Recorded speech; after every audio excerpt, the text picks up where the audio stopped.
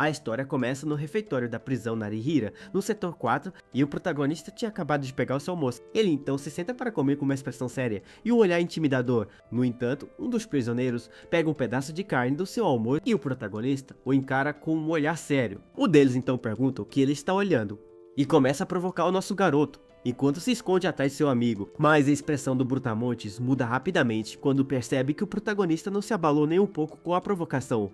Ele então se inclina e cospe na comida, mesmo assim o protagonista não reage, e o cara continua a provocação mandando ele comer cada pedaço ou as coisas ficariam feias. A dupla continua zoando a cara do nosso protagonista e pergunta se ele não tem modos básicos, e em seguida o chamam de assassino, e essa palavra desperta uma fúria intensa nos olhos do nosso herói, enquanto promete se vingar de todos que o incriminaram e fazer com que eles sintam o mesmo sofrimento que ele sentiu. Nesse momento, o protagonista avança com tudo e para acertar o Brutamontes fica sem entender o que está acontecendo. O protagonista, em um movimento rápido, tenta apunhalar o Brutamonte e começar a espirrar ketchup para todo lado. O Brutamontes havia desviado do ataque por pouco. Com isso, a cena corta para 2 semanas antes de tudo isso acontecer. Vemos o nosso protagonista em uma festa com seus amigos. Uma garota chamada Mio Karasawa está cantando e ele decide que vai se confessar para ela hoje. Logo em seguida, a Mio avisa para uma amiga que vai ao banheiro e nesse momento nosso protagonista percebe que é a chance perfeita. Sendo assim, ele se levanta determinado a finalmente se declarar. Ele então espera ela sair do banheiro. Após ela sair, eles se encontram no corredor. Apesar de estar um pouco nervoso, ele toma coragem e a chama para conversar, e a Mil pergunta por que ele está com uma cara tão séria. Nosso protagonista então se declara falando que gosta dela há muito tempo e a convida para sair. A garota fica completamente surpresa ao escutar aquela declaração repentina. Como um sorriso sem graça, a Mil o rejeita dizendo que fica feliz com os sentimentos dele, mas não está procurando um namorado agora e pede desculpas. Logo em seguida, ela se vira e vai embora, deixando o nosso protagonista completamente desolado. Ele fica ali, parado em choque, sem acreditar que levou um fora da garota que ele gostava. Por causa disso, ele volta para a festa e desconta sua frustração, enchendo a cara. Ele havia bebido várias latinhas para tentar esquecer o que tinha acabado de acontecer. Ele bebe uma atrás da outra, arrasado com a rejeição. E ao terminar de beber, ele fica completamente acabado na mesa, enquanto a festa rola solta. O coitado do nosso garoto estava morto de bebado e mal consegue se manter acordado. Horas depois, ele finalmente acorda e se pergunta onde todo mundo foi parar. Ainda meio tonto, ele se levanta e abre a porta para procurar seus amigos. Mas ao invés de encontrar seus amigos, ele se depara com uma cena de crime e fica sem entender nada. De repente, um policial o agarra e o acusa de ter matado a Mio, e o nosso protagonista fica desesperado sem entender o que está acontecendo. Então ele pensa que isso é impossível e tenta escapar, e em um ato de desespero, ele tenta ver o que havia acontecido. E ao ver o que tinha acontecido, ele fica completamente paralisado. Diante dele estava o corpo sem vida da Mio, e ele se recusa a acreditar que aquilo é real. A partir daí o tempo avança para o seu julgamento, onde o juiz sentencia o nosso protagonista,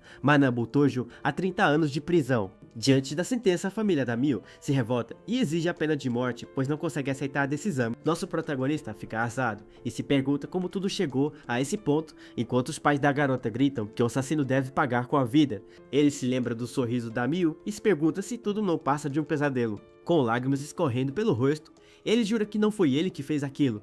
Nesse momento, o pai de Tojo se levanta e grita que seu filho é inocente e está sendo tratado como um criminoso. A mãe da Mio então se enfurece e acusa o pai de Manabu de defender um assassino.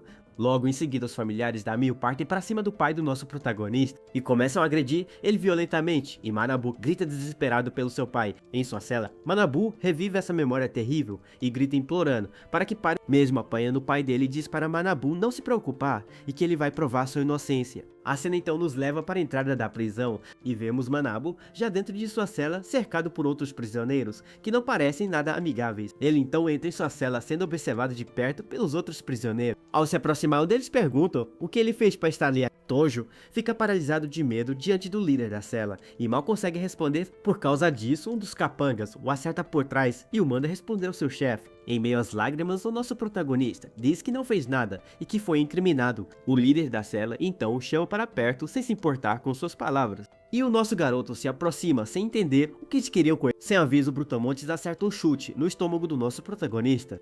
E o coitado bate as costas na cama. O líder então o agarra e pergunta se ele é o tal assassino. E Tojo nega novamente por continuar insistindo em sua inocência. Outro prisioneiro o chuta novamente. Em seguida, o agressor diz que não suporta caras como ele e o desafia a revidar. Ao ver a expressão de Tojo, o chefe manda seus homens amarrá-lo. O nosso protagonista tenta lutar e grita para que o soltem, mas não adianta. E no final, eles acabam amarrando as mãos dele com uma corda. Um dos prisioneiros se irrita com a resistência do nosso protagonista e avança para atacá-lo. Sendo assim, ele acerta um soco poderoso no estômago do nosso garoto. O golpe é tão brutal que o coitado do Tojo sente seu corpo inteiro tremer com o impacto. Aproveitando que ele está amarrado, os outros prisioneiros se juntam e começam a agredi-lo sem piedade. Depois de um tempo, o nosso protagonista fica completamente acabado e sem forças para reagir. O líder da cela então agarra o cabelo do Tojo e o levanta com violência. Ele o ameaça dizendo que se contar algo para os guardas as coisas vão ficar ainda piores.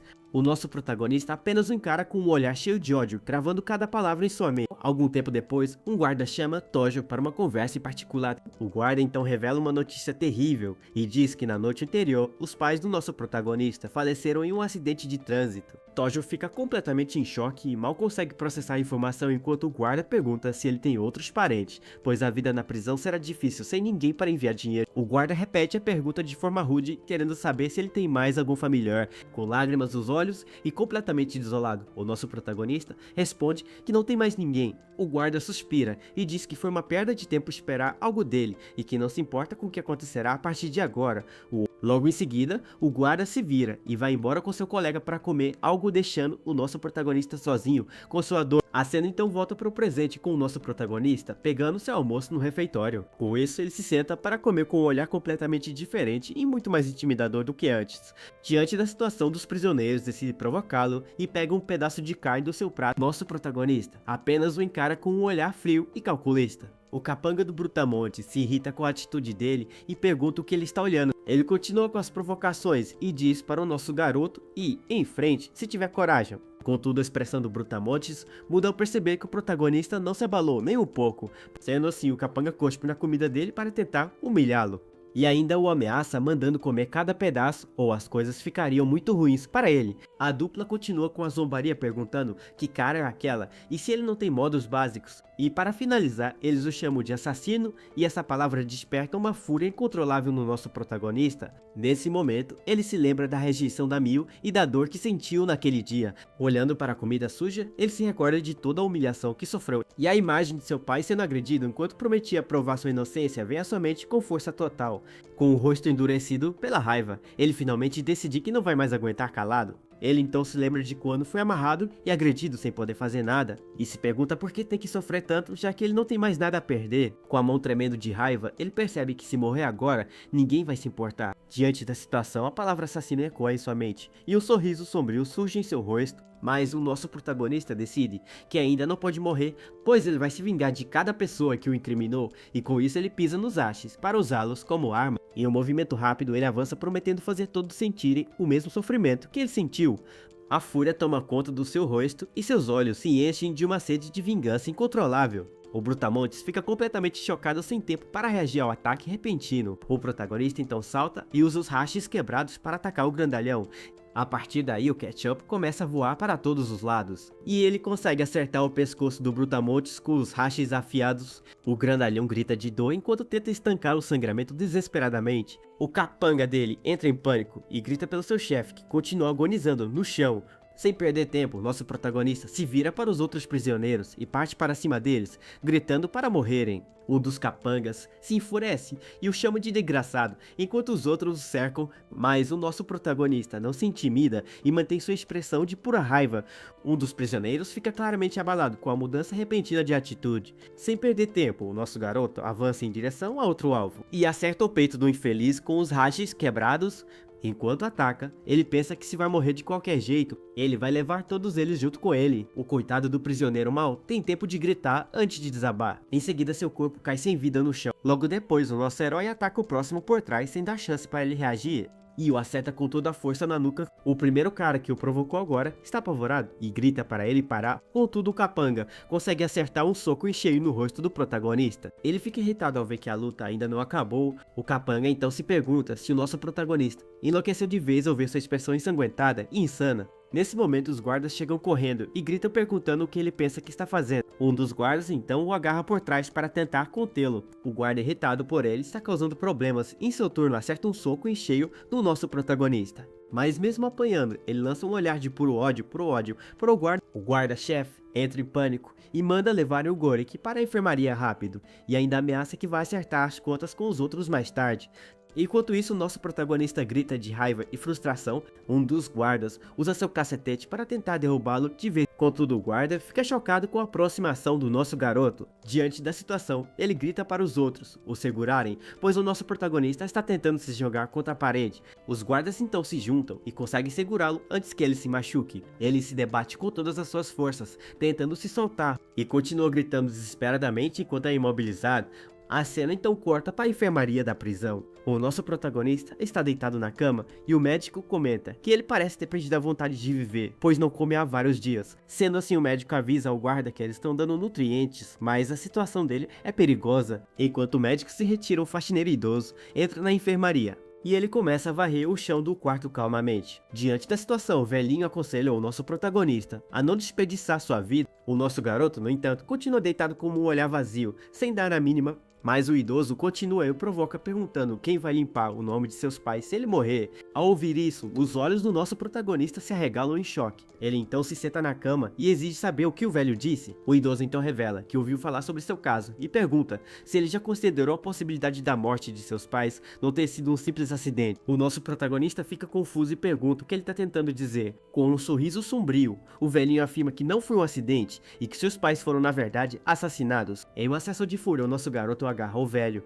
e exige saber como ele pode saber de algo assim. O idoso então explica que quando algo parece estranho é porque há algo por trás e pergunta diretamente se o protagonista matou a garota. O nosso herói o solta imediatamente e nega a acusação com firmeza. Sendo assim, o velhinho deduz que ele foi incriminado e que seus pais foram provavelmente eliminados pelo culpado por terem encontrado provas de sua inocência. O protagonista fica chocado com a revelação e percebe que sempre sentiu que algo estava errado desde o início de tudo. Diante da situação, nosso protagonista se pergunta quem teria feito aquilo e com qual propósito. Com lágrimas de raiva escorrendo pelo rosto, ele aperta os dentes com força. Ele então grita que o velho está certo e que ele não pode morrer até ter vingado seus pais. O idoso solta um sorriso satisfeito ao ver a determinação dos olhos do rapaz. Contudo, ele avisa que no estado atual, o nosso herói não conseguirá fazer nada, pois o Gorik já declarou publicamente que vai acabar com ele. Mesmo assim, Toja não se abala e o velho diz que existe uma maneira de sobreviver. O idoso fica impressionado e diz que o rapaz tem coragem e que ele gosta disso.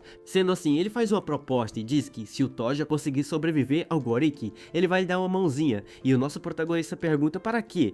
Com um sorriso malicioso, o velho revela que é para fugir da prisão. Logo em seguida, o idoso fica sério e olha em direção à porta, como se estivesse atento a algo. Ele então aponta para uma pilha de livros e diz para o nosso protagonista ler um deles, quando tiver tempo, pois será útil. O nosso herói pega o livro enquanto o velhinho se vira para ir embora. E ao olhar a capa, ele vê que se trata de um livro sobre anatomia humana e pontos fracos. Tojo então pergunta quem ele é, e o idoso se apresenta como Tsuya. Mas, logo em seguida, ele diz para o nosso protagonista apenas o chamar de velhote e vai embora, deixando o rapaz sozinho com seus pensamentos. De repente, um guarda entra com tudo na enfermaria e grita com o nosso protagonista, perguntando o que ele está fazendo lendo um livro tão tranquilamente. O guarda continua reclamando que as coisas viraram um pesadelo por causa da confusão que ele causou. E com isso, ele manda o nosso herói se levantar, pois vai ficar um mês na solitária para esfriar a cabeça. Ele então joga o nosso protagonista em direção à cela e diz que se ele quer tanto morrer, pode ir em frente e morrer lá dentro. A porta da solitária se fecha com um baque forte, deixando o nosso herói na escuridão. Sentado no chão, ele segura o livro e pensa que não tem mais a menor vontade de morrer. Ele então olha para o livro de anatomia humana e pontos fracos. Com os olhos brilhando de determinação, ele promete a si mesmo que vai ter sua vingança. A cena avança para 15 dias depois, com alguém destrancando a porta da solitária. O mesmo guarda de antes abre a porta e grita que o tempo acabou, e para o nosso protagonista sair se ainda estiver vivo. Contudo, o guarda fica completamente chocado com o que vê lá dentro. O nosso herói então sai da cela sem camisa, revelando um físico muito mais forte e definido. Ele parece ter passado todo o tempo na solitária treinando. O guarda pergunta chocado o que ele estava fazendo lá dentro e o protagonista responde calmamente que não foi nada demais. Com um sorriso sinistro, ele diz que estava apenas refletindo sobre seus pecados. A cena então nos leva para o pátio da prisão, onde os detentos estão fazendo trabalho forçado. Em seguida, o nosso protagonista caminha com confiança em direção ao local e logo de cara um dos capangas do Gorik. Sendo assim, o capanga grita para os outros e avisa que o Tojo está ali. Imediatamente o nosso herói é cercado pela gangue do Gorik, que o ameaça dizendo que ele está acabado. Contudo, o protagonista apenas abre um sorriso assustador sem demonstrar nenhum pingo de medo. Nesse momento, o próprio Gorik aparece e diz que saiu do hospital mais cedo só para encontrá-lo. Ele então aponta para a cicatriz que o Tojo deixou e jura que vai fazê-lo pagar 100 vezes mais. Com um grito furioso, Gorik manda seus homens pegarem o nosso protagonista. Diante da ordem, a gangue inteira avança de uma vez só para cima do rapaz. O nosso herói, no entanto, permanece calmo e apenas observa os inimigos se aproximando. A partir daí, ele começa a desviar e bloquear os golpes com uma facilidade impressionante. Gorik fica irritado com a performance de seus homens e grita perguntando se eles ainda não comeram e ameaça acabar com eles mais tarde. Se continuarem moles, o nosso protagonista aperta os dentes com força e se prepara para o que vem a seguir. Com isso, o nosso protagonista solta um grito de fúria e se prepara para um contra-ataque. A partir daí, ele avança com uma velocidade impressionante e começa a derrubar os capangas do Gorik um por um com golpes precisos e brutais. Gorik fica completamente chocado e furioso com a força do nosso herói e parte para cima dele. Sendo assim, o nosso protagonista consegue agarrar Gorik em meio à confusão. Com o rosto cheio de ódio, ele grita para seu oponente morrer. Em um movimento surpreendente, ele levanta o corpo enorme do Gorik e o Brutamontes grita de terror ao ser arremessado. Os capangas que estavam em cima do prédio gritam desesperados pelo seu chefe, e Gorik despenca de uma altura enorme e se espatifa no chão com um baque surdo. O nosso protagonista então fica em cima do corpo derrotado do Gorik, completamente exausto, mas vitorioso. Diante da situação, ele pensa em todos que o atormentaram e o incriminaram, e com os olhos cheios de uma nova determinação, ele jura que vai esmagar todos eles.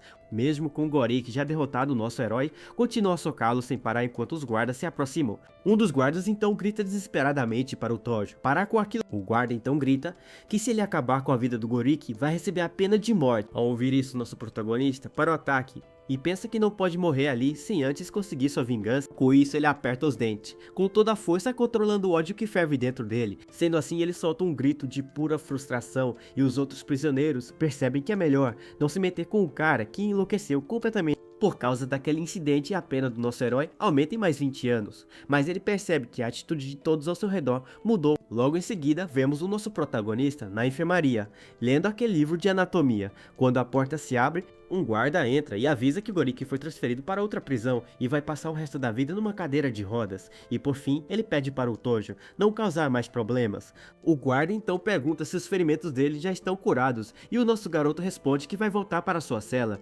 De volta à enfermaria, ele reflete que agora todos o evitam, pois ninguém quer se envolver com um maluco que não tem medo de morrer. Enquanto ele pensa nisso, alguém caminha pelo corredor em sua direção. Era Tsuchiya que aparece na porta com um sorriso e diz que eles se encontraram de novo. O nosso protagonista então o encara e diz que sobreviveu como prometido e agora quer saber como fugir da prisão. O velhote solta uma risada satisfeito por ver que o rapaz realmente cumpriu sua parte. Sendo assim, o Tsuchiya explica que pode ajudar na fuga se o Tojo criar uma oportunidade e nosso herói pergunta o que precisa fazer. O idoso então abre um sorriso sinistro e misterioso, prestes a revelar o seu plano para a fuga. O idoso então revela seu plano e diz para o nosso protagonista causar uma grande confusão na prisão. Nosso protagonista pergunta o que aconteceria depois e questiona se pode realmente confiar no velhote. Sendo assim, o Tsuchiya explica que a grade de ferro do esgoto da cozinha está solta há muito tempo e ele vai garantir que ela possa ser removida para a fuga.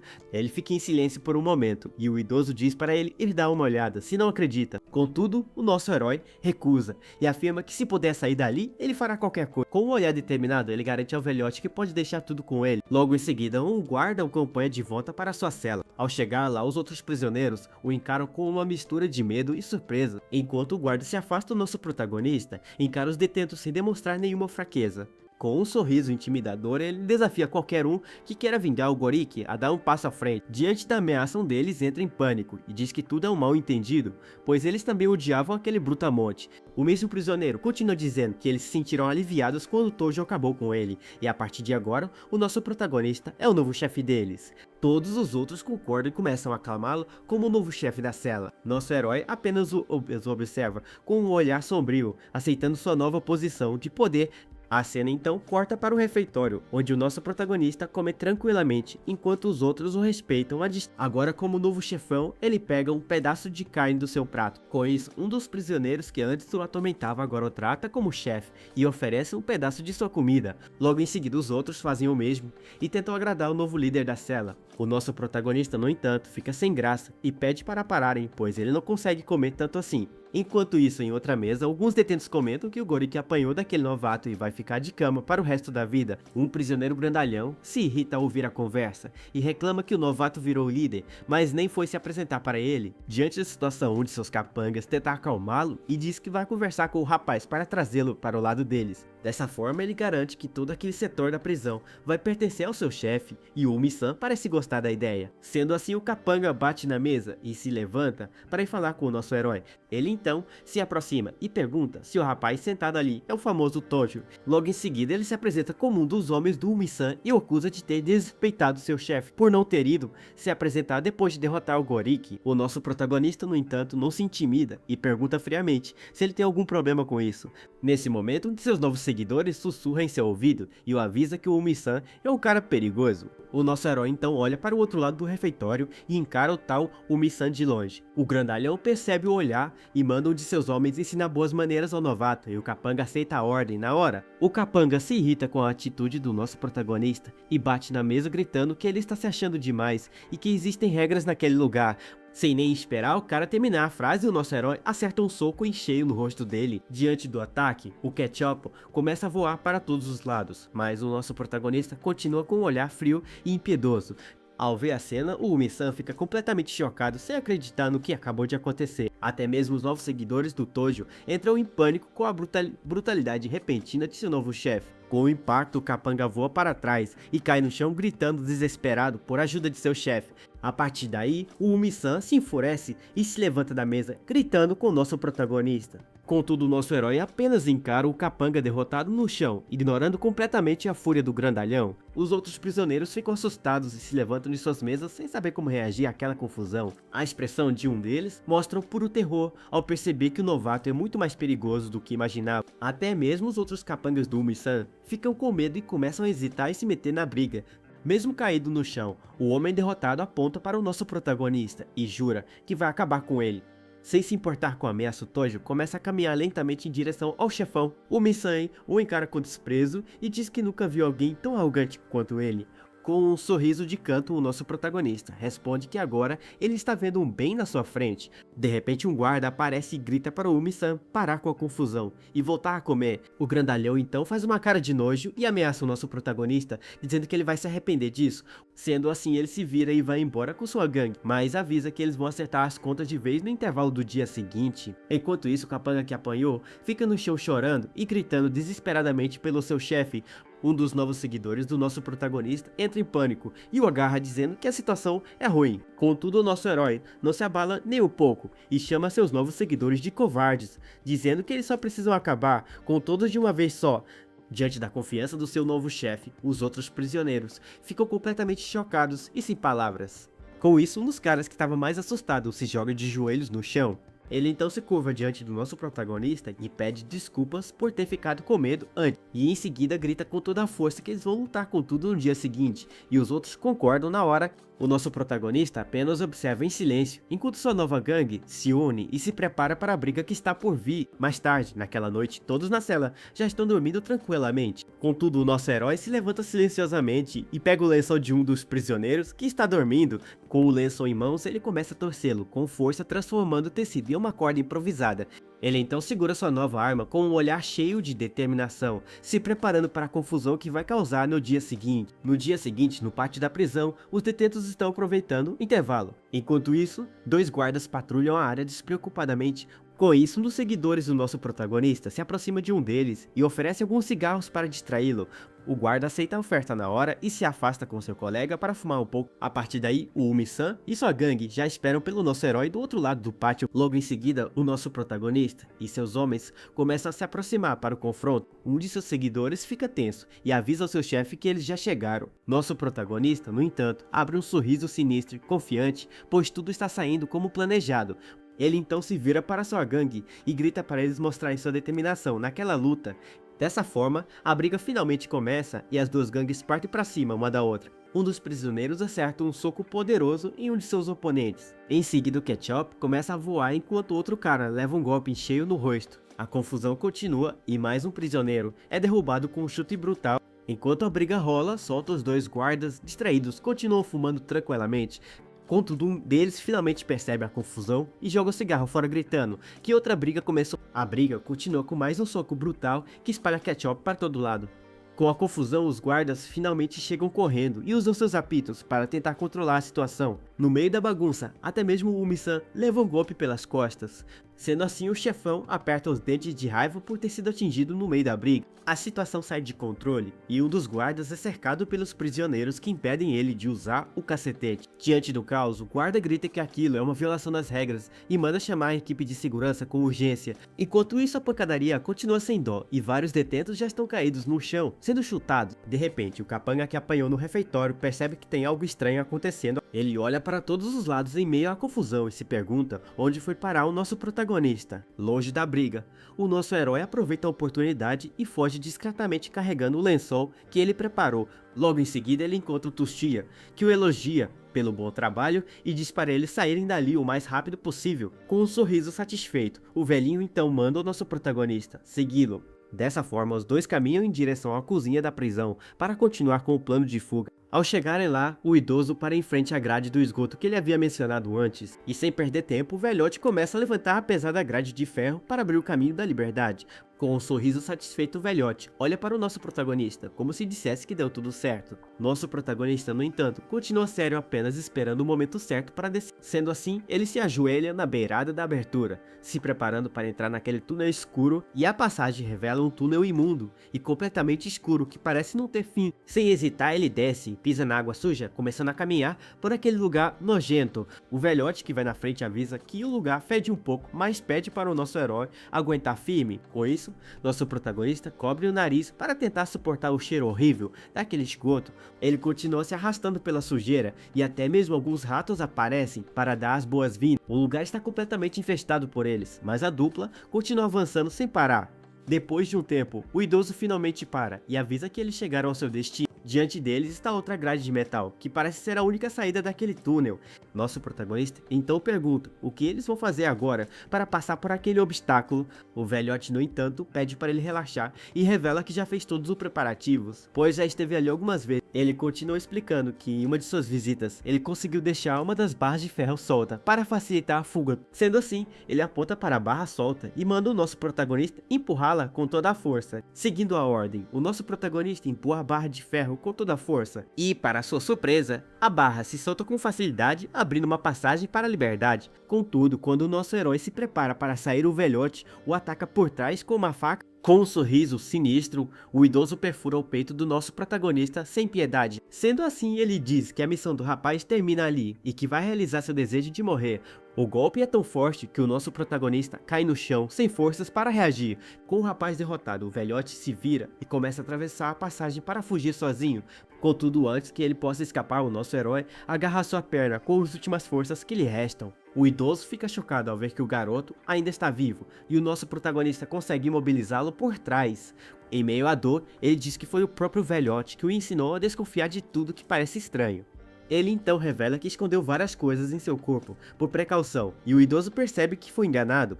O nosso protagonista abre sua camisa e mostra que escondeu o livro de anatomia debaixo da roupa para se proteger da facada. O velhote admite que o rapaz aprende rápido, mas o nosso herói grita que não vai mais confiar em ninguém. Diante da situação, o idoso se irrita e o provoca dizendo que foi ele quem ensinou aquele método e que agora o rapaz vai usá-lo contra ele. Sem perder tempo, o nosso protagonista usa o lençol que preparou e começa a enforcar o velhote com toda a sua raiva. Contudo, o idoso consegue pegar a faca que usou no ataque Ele então joga a faca para cima e diz que só existe uma chance de vencer e que o velhote deve culpar sua própria ingenuidade se perder. Nosso protagonista, no entanto, não se intimida e mantém seu olhar cheio de raiva e determinação. Com isso, ele usa o lençol torcido e joga algo nos olhos do velhote para cegá-lo. Aproveitando a distração, ele avança e acerta um soco poderoso no rosto do idoso. O velhote grita de dor e cai no chão cobrindo o rosto desesperadamente. Ele então percebe que não foi apenas água e se pergunta quando o nosso herói preparou aquele cal. Nosso protagonista então revela que já sabia de todo o plano, pois um cara o dedurou há 2 semanas e contou sobre a faca e o ácido sulfúrico. O velhote fica chocado ao perceber que seu plano foi descoberto e grita que vai levar o nosso protagonista junto com ele. Contudo, nosso herói mostra um frasco e pergunta se é aquilo que o idoso está procurando. O velhote então se lembra de quando o nosso protagonista pegou algo de sua bolsa sem que ele percebesse. Com o rosto contorcido de ódio, ele encara o nosso protagonista completamente furioso por ter sido enganado. Sendo assim, ele parte para cima do nosso garoto, gritando que ele é um insolente e que nunca vai conseguir derrotá-lo. Mas, antes que ele possa fazer algo, o nosso protagonista acerta outro soco, devastador em seu rosto. Com isso, o velhote cai no chão completamente derrotado, e o nosso herói finaliza a luta com um chute para garantir a vitória. Caído no chão e completamente derrotado, o velhote admite que o nosso protagonista está certo, e que ele foi ingênuo. Com a faca em mãos, o nosso herói se aproxima e diz friamente que não vai cometer o mesmo erro de novo.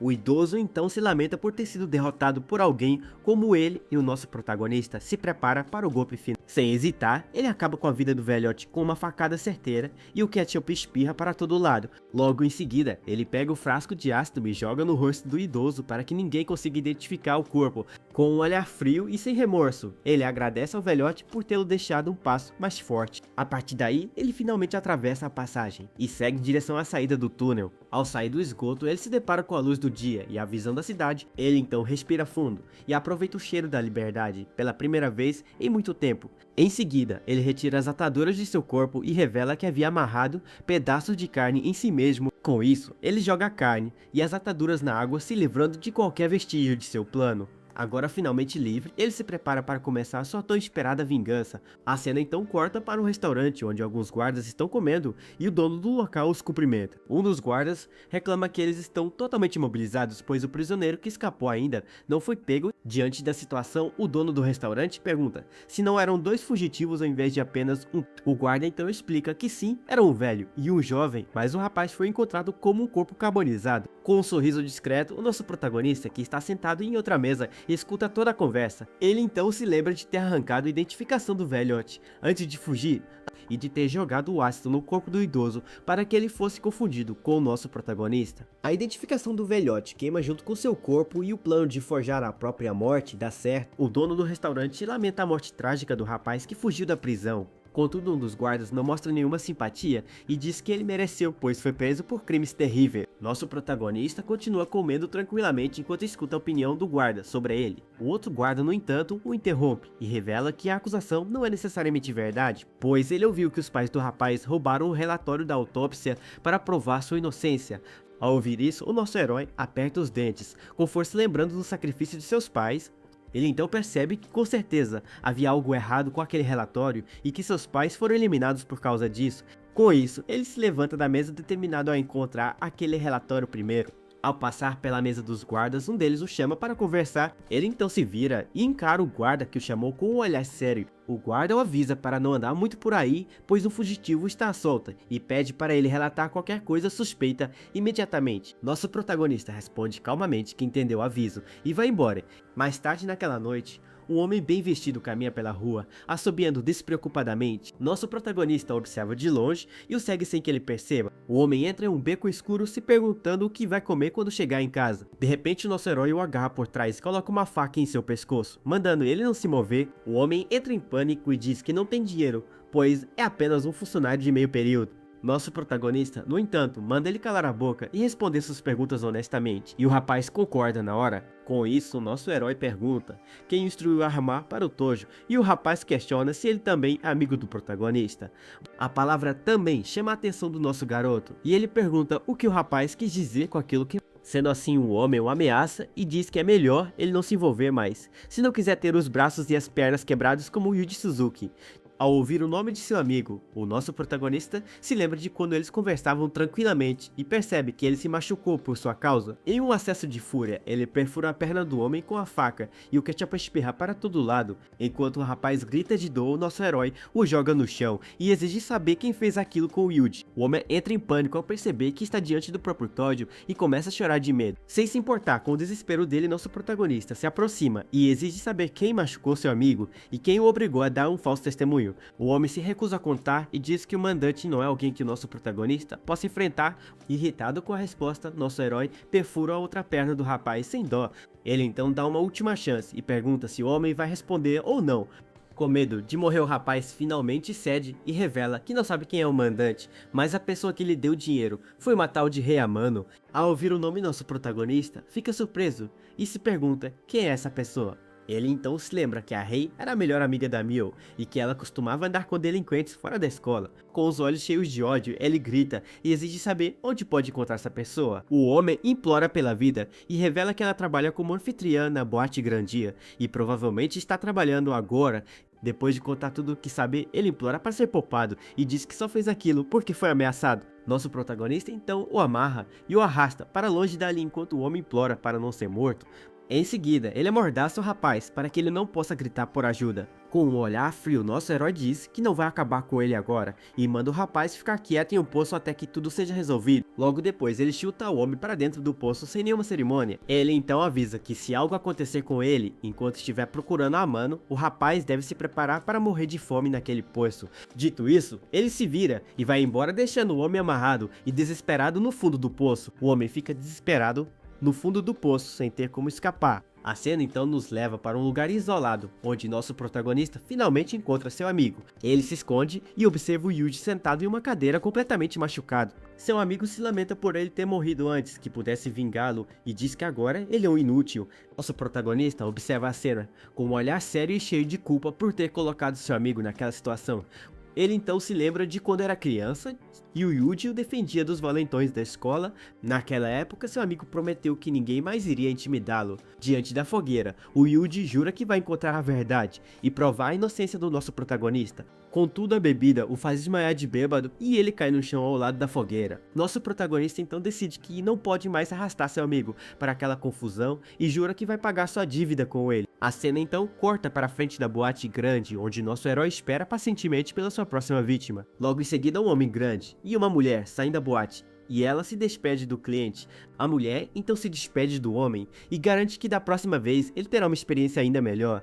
Depois que o cliente vai embora, ela olha para o relógio e percebe que já está na hora de ir para casa. Sem que ela perceba, nosso protagonista observa de perto e começa a segui-la pelas ruas escuras. Com uma faca na mão, ele se prepara para abordar a mulher e finalmente descobrir a verdade. Contudo, seu plano é interrompido quando ela atende o celular e ele recua para não ser visto.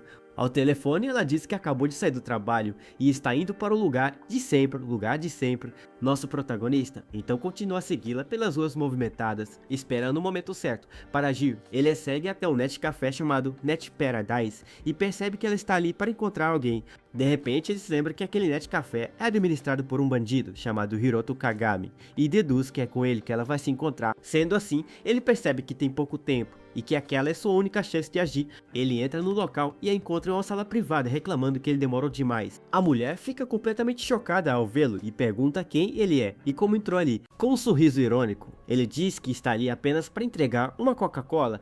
Ele então oferece a lata para ela, como se fosse um simples entregador. Contudo, quando ela estende a mão para pegar a bebida, ele a agarra com força. Com a faca em seu pescoço, ele a ameaça e manda ela não fazer nenhum barulho, ou vai morrer. Ele então a encara com um olhar frio e pergunta se ela o reconhece. A mulher fica aterrorizada ao reconhecê-lo e gagueja seu nome, perguntando se ele está realmente vivo. Ele então a pressiona contra a parede e exige saber por que ela armou para ele. A mulher, no entanto, nega a acusação e diz que não teria dinheiro para subornar 7 testemunhas e armar tudo aquilo. Nosso protagonista fica confuso e pergunta quem está por trás de tudo. Então, ela o aconselha a esquecer tudo e fugir, pois o mandante é intocável e ele nunca sairá vivo daquela sala se o Hiroto chegar. Irritado com a enrolação, nosso herói pressiona a faca contra o pescoço dela, fazendo um pequeno corte. Com um olhar insano, ele dá uma última chance e diz para ela falar ou morrer antes dele.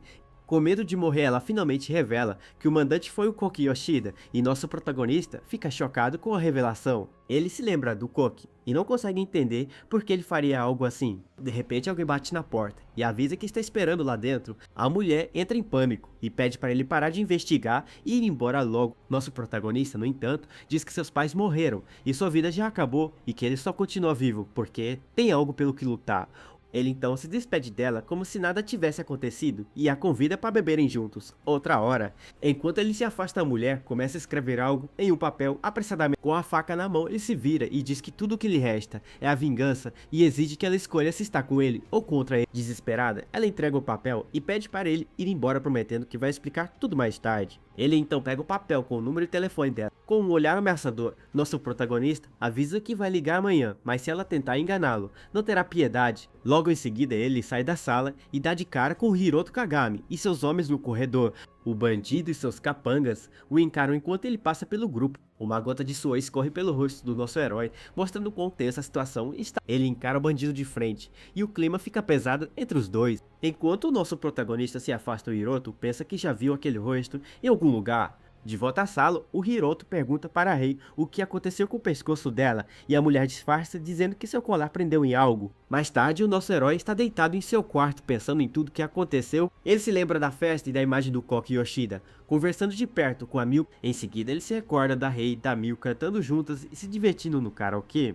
E também se lembra de como ele ficou completamente arrasado depois de ter sido rejeitado. E a memória mais dolorosa volta quando ele se lembra de ter visto o Koki e a Mil saindo juntos de mãos dadas. Com essa lembrança, a dor volta com tudo e ele se pergunta por que o Koki tirou tudo dele. Com o rosto cheio de lágrimas e ódio, ele aperta o punho com força e grita o nome do Yoshida com toda a sua raiva.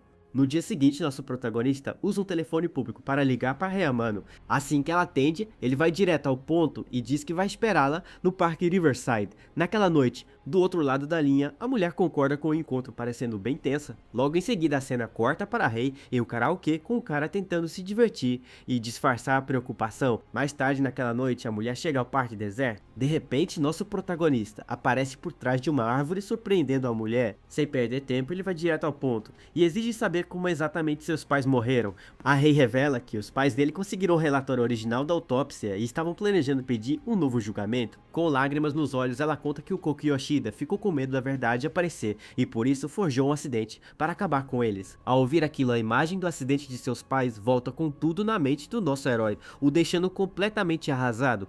A Rei desaba em lágrimas e pede desculpas desesperadamente por tudo o que aconteceu, mas o nosso protagonista explode de raiva e acerta um tapa no rosto dela, gritando que o pedido de desculpas não significa nada agora. Mesmo apanhando, ela diz que não espera o perdão dele, mas quer contar toda a verdade como uma forma de se redimir. Ele a agarra com força e grita que os pecados dela não vão desaparecer e exige saber o que estava escrito naquele relatório e como a Mil realmente morreu. Com a voz embargada, ela finalmente revela que o relatório apontava fluidos de 3 homens diferentes no corpo da Mil e que nenhum deles era do nosso protagonista. Nosso protagonista fica completamente em choque com a revelação.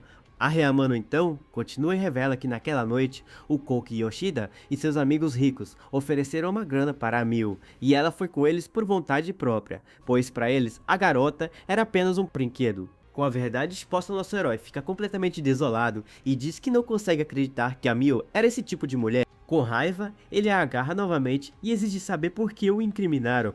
A mulher explica que como alguém precisava levar a culpa e eles usaram a confissão dele para criar a história perfeita de um cara rejeitado que se vingou. Com um olhar cheio de ódio, o nosso protagonista pergunta se tudo aquilo é realmente verdade. A Ryamano revela que Yoshida também a ameaçou e que se ela não cooperasse ele acabaria com a vida dela e ainda diz que o odeia com todas as forças. Com o punho cerrado e cheio de ódio, nosso protagonista jura que vai esmagar o Koki Yoshida, custe o que custar. A Ryamano, no entanto, o avisa que sabe que ele não tem medo de morrer, mas depois do incidente, o pai do Koki Yoshida colocou 8 guarda-costas para protegê-lo. Ela continua explicando que metade deles são artistas marciais e a outra metade são ex-forças especiais e por isso ele nunca vai conseguir chegar perto do Koki e implora para ele esquecer a vingança e fugir. Em uma última tentativa, ela diz que tem certeza que os pais dele iriam querer que ele vivesse.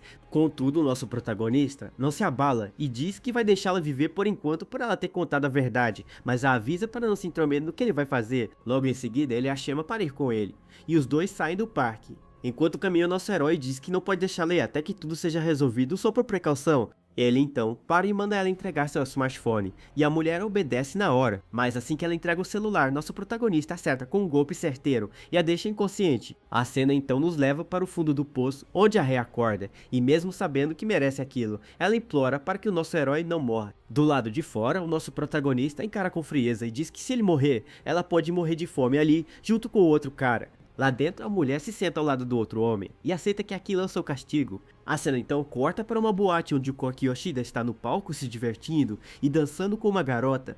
Nosso protagonista também está no local e observa seu alvo de longe, com um olhar determinado e cheio de ódio. Sendo assim, ele começa a caminhar em direção ao palco onde o Koki Yoshida está cercado por seus guarda-costas, se preparando para o confronto. No meio da boate, o Koki Yoshida sussurra no ouvido da garota que está com ele e a chama para ir ao banheiro. A mulher ri e o chama de ousado por querer fazer aquilo no banheiro, e os dois se preparam para sair. Sendo assim, ele manda seus guarda-costas não o seguirem, e nosso protagonista observa tudo de longe. Nosso herói percebe que essa é sua chance, e que vale a pena arriscar mesmo com um dos seguranças o encarando. Contudo, quando ele tenta seguir o Koki, um dos guarda-costas o para na hora. Nosso protagonista então o encara e pergunta se ele não pode nem ir ao banheiro. O segurança encara de volta com desconfiança, tentando ver se ele é uma ameaça. Depois de um momento de tensão, o guarda-costas o manda ir em frente. Ao entrar no banheiro, nosso herói ouve os sons do Koki e da garota vindo de uma das cabines. Ele então se aproxima da porta da cabine, se preparando para o ataque. De dentro, o Koki ouve o barulho e pergunta quem está ali mandando. Ele não atrapalhar enquanto nosso protagonista se prepara para atacar. Em um movimento rápido, nosso herói arroma a porta com um chute poderoso e avança para cima do Koki. A garota que estava com ele fica completamente apavorada com a invasão repentina. O Koki se irrita com a interrupção e grita perguntando quem ele é e se quer morrer. Com um olhar cheio de ódio, nosso protagonista avança com a faca em mãos para acertar seu alvo. Contudo, o Koki Yoshida consegue bloquear o ataque por pouco, e a garota que está com ele grita de pânico. Com um corte no pescoço, o Koki se enfurece e pergunta o que ele pensa que está fazendo. Sem se abalar, nosso protagonista acerta um soco em cheio no rosto do seu alvo. O Koki revida e agarra o pescoço do nosso herói, mas ele pressiona a faca contra a garganta dele. Diante da situação, o Koki finalmente o reconhece e gagueja seu nome completamente chocado. Nesse momento, os guarda-costas chegam correndo e o Koki grita para eles o pegarem rápido. Diante da desvantagem, nosso herói usa um dos vasos sanitários como apoio para pular. Com um salto impressionante, ele passa por cima da divisória, surpreendendo um dos seguranças. Logo em seguida, ele pousa do outro lado e corre em direção à janela para escapar. Sem pensar duas vezes, nosso protagonista se joga contra o vidro e estilhaça a janela para fugir. Vendo a cena pela janela quebrada, o Koki oferece 2 milhões para quem conseguir pegá-lo. Motivados pela recompensa, os guarda-costas pulam pela janela atrás do nosso herói. A perseguição continua pelas ruas escuras, com nosso protagonista correndo o mais rápido que pode. Os seguranças gritam para ele parar, mas nosso herói não dá a mínima e continua correndo. De repente, eles o perdem de vista, e um deles sugere que eles procurem mais à frente, sem perceber que ele está escondido. Depois que o segurança se afasta, o nosso protagonista finalmente sai de seu esconderijo no meio dos sacos de lixo. Com a faca na mão, ele fica frustrado por ter chegado tão perto e percebe que agora que sua identidade foi revelada, mesmo assim ele não desiste e se levanta, determinado a encontrar outra chance para sua vingança. A cena então corta para a cidade, mostrando que o tempo está passando. Logo em seguida, vemos um carro de luxo parando em frente a um prédio chique. Dentro de um apartamento de luxo, o Koki Yoshida pergunta para seus homens se eles têm certeza de que o agressor era o Manabu Tojo. Completamente furioso, ele grita que é isso mesmo e manda eles o pegarem de qualquer jeito, pois ele vai acabar com o nosso herói com as próprias mãos. A cena então nos leva de volta para o poço, onde os reféns do nosso protagonista estão presos. Lá dentro a Ryamano e o outro rapaz estão completamente acabados, e o homem reclama que está com tanta sede que poderia morrer. De repente uma corda desce pelo poço e os dois olham para cima assustados. Em seguida, nosso protagonista desce pela corda, trazendo um saco de suprimentos. Ao vê-lo, a Rei pergunta com a voz fraca se ele conseguiu acabar com o Yoshida. Com um olhar frustrado, o nosso herói desvia o olhar e admite que ele estragou tudo. Nesse momento, outro rapaz se arrasta em sua direção e implora por água, dizendo que vai morrer ali. Nosso protagonista então joga o saco no chão, revelando garrafas de água e comida para os dois. Desesperado, o homem bebe a água toda de uma vez só, aliviado por finalmente matar a sede. De repente, o celular da Ryamano começa a tocar e nosso protagonista se prepara para atender. Com um olhar sério, ele percebe que quem está ligando é o Koki Yoshida. Sendo assim, nosso herói faz um sinal de silêncio para os dois reféns e os ameaça para não fazerem nenhum barulho. Logo em seguida, ele atende a chamada e do outro lado da linha, o Koki grita perguntando onde a Rei Amano se meteu. Nosso protagonista permanece em silêncio, deixando o Koki ainda mais nervoso. Depois de um momento de silêncio, o Koki percebe que a Rei está com o Tojo e nosso herói confirma. O Koki então o provoca dizendo que eles se reencontraram e pergunta por que ele fugiu tão rápido e ainda oferece para mandar um carro para eles conversarem. Do outro lado da linha, o Koki debocha e diz que pode libertá-lo e ainda revela que o Suzuki também está com ele, convidando nosso herói para se juntar a eles. Ao ouvir aquilo, nosso protagonista explode de raiva e grita que aquilo é entre eles e que o Yuji não tem nada a ver com a situação. Com um sorriso de canto, o Koki pergunta se ele vai se entregar em troca da liberdade do Yuji. Nosso protagonista então faz uma contraproposta e diz que está com Azuma e Amano e oferece uma troca pelo Yuji. Contudo, o Koki ri da proposta e diz para ele não ser estúpido, pois a vida dos dois não significa nada para ele. Nosso herói fica em silêncio, por um momento percebendo que sua tentativa de negociação falhou, mas ele não se dá por vencido e revela que uma cópia do relatório da autópsia sobreviveu. Do outro lado da linha, o Koki Yoshida duvida da história e o chama de blefador, contudo a ameaça parece funcionar e o Koki fica com uma expressão séria e pergunta o que ele quer em troca. Nosso protagonista então exige que ele limpe seu nome, pois ele ainda não quer morrer. Com um olhar cheio de ódio, ele admite que queria acabar com o Koki com as próprias mãos. O Koki então concorda com o acordo e diz que vai usar as conexões de seu pai para que ninguém mais os persiga e ainda oferece dinheiro para o nosso herói sumir da cidade. Nosso protagonista fica em silêncio por um momento enquanto a Rei Amano observa a conversa com atenção. Sendo assim, ele finalmente concorda com o encontro e pede para o Koki enviar a localização, pois eles se verão amanhã. Dito isso, ele desliga a chamada se preparando para o que vem a seguir. Ao ouvir o plano a Rei e o outro rapaz entram em pânico e avisam que aquilo é obviamente uma armadilha. Nosso protagonista, no entanto, não se abala e diz que sabe disso, mas não tem outra escolha.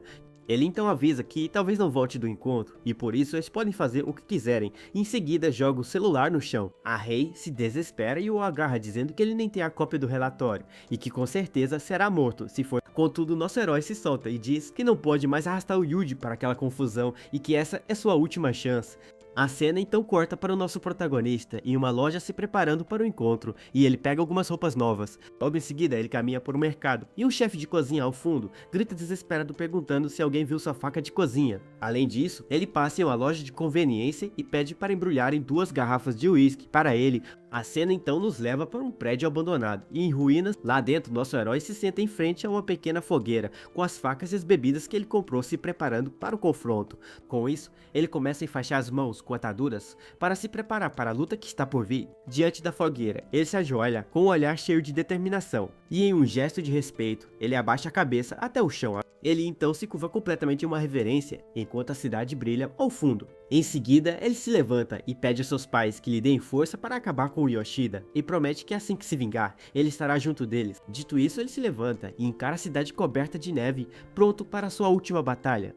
Logo em seguida, os guarda-costas do Koki o avistam chegando, e um deles grita chocado que aquele desgraçado realmente apareceu. Nosso protagonista então caminha lentamente em direção a eles. Lá de cima, o Koki Yoshida observa a cena com um sorriso arrogante no rosto. Sendo assim, ele se vira para seus homens e ordena que eles garantam que nosso herói não saia dali vivo naquela noite, e todos concordam na hora. Com a ordem dada, um dos seguranças avança com tudo e ataca nosso protagonista por trás. Contudo, nosso protagonista consegue se esquivar do golpe e fica cercado pelos outros guarda-costas, enquanto o Koki observa tudo de cima. Com raiva, nosso herói grita que está ali e manda o Koki descer para enfrentá-lo. O Koki debocha e diz que deve estar frio lá fora e o convida para conversarem lá dentro. Do lado de dentro, os outros seguranças já o esperam prontos para o ataque. Nosso protagonista então exige que ele solte o Yuji primeiro ou ele vai embora na hora. Com um sorriso de canto, o Koki faz um sinal para seus homens. E um dos guarda-costas chuta o Yuji para fora da mansão, jogando-o no chão. Em seguida, nosso herói corre para ajudar seu amigo, enquanto o Koki afirma que é um homem de palavra. Um dos seguranças questiona o Koki e pergunta se ao soltar o Suzuki, eles não perderiam a vantagem sobre o Tojo. Contudo, o Koki explica com um sorriso malicioso que os braços e pernas do Suzuki estão acabados e o nosso protagonista nunca conseguirá escapar carregando um peso morto. Ao ver o amigo Yuji, fica chocado e pergunta se o Manabu está realmente vivo, mas o Yuji se recusa a ser um fardo e grita que não é um covarde e que eles estão juntos naquela luta. Lá de cima, o Koki se irrita com a demora e grita para eles pararem com o drama e entrarem logo. O Yuji então tenta impedir nosso protagonista de entrar e o avisa que o lugar está cheio de capangas e que se ele entrar tudo estará acabado. Diante da situação, nosso herói não vê outra escolha e grita para o Yoshida soltar seu amigo, pois ele vai entrar na mansão. Contudo, Yuji se recusa a ir embora e grita que não vai sair dali e que vai resolver aquela situação. Nosso protagonista então se despede do amigo e pede para ele viver uma boa vida e visitar seu túmulo de vez em quando. Enquanto os guardas arrastam Yuji para longe, nosso herói apenas observa com um olhar determinado pronto para o que vier. Logo em seguida, ele se vira e entra na mansão onde os outros seguranças já o aguardam prontos para o combate. Lá dentro, o Koki Yoshida desce as escadas com ar de superioridade e um sorriso debochado no rosto. Ao entrar na mansão, nosso protagonista se depara com uma barreira de lâminas no chão que os guardas jogaram para intimidá-lo. A raiva toma conta do nosso herói e seus olhos brilham em vermelho enquanto ele encara seus inimigos. Já no salão principal, ele se vê completamente cercado pelos capangas do Yoshida. No topo da escada, o Koki finalmente fala com ele e pergunta se ele trouxe o que prometeu.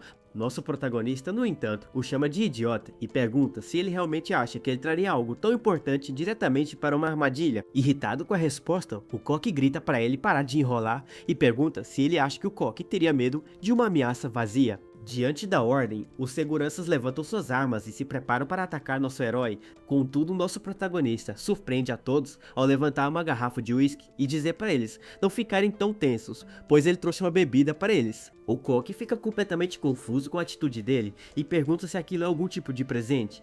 Nosso herói então mostra as duas garrafas que ele trouxe preparando seu próximo movimento. Para a surpresa de todos, de repente, alguém chega à mansão e todos olham para a entrada. Para a surpresa de todos, o pai do Koki Yoshida aparece na porta com seus próprios homens. O Koki fica completamente chocado e pergunta o que seu pai está fazendo ali. Com um olhar sério, o pai dele responde que veio limpar a bagunça que o filho fez. Logo em seguida, os homens dele trazem o Yuji, a Rei e o Azuma amarrados e amordaçados.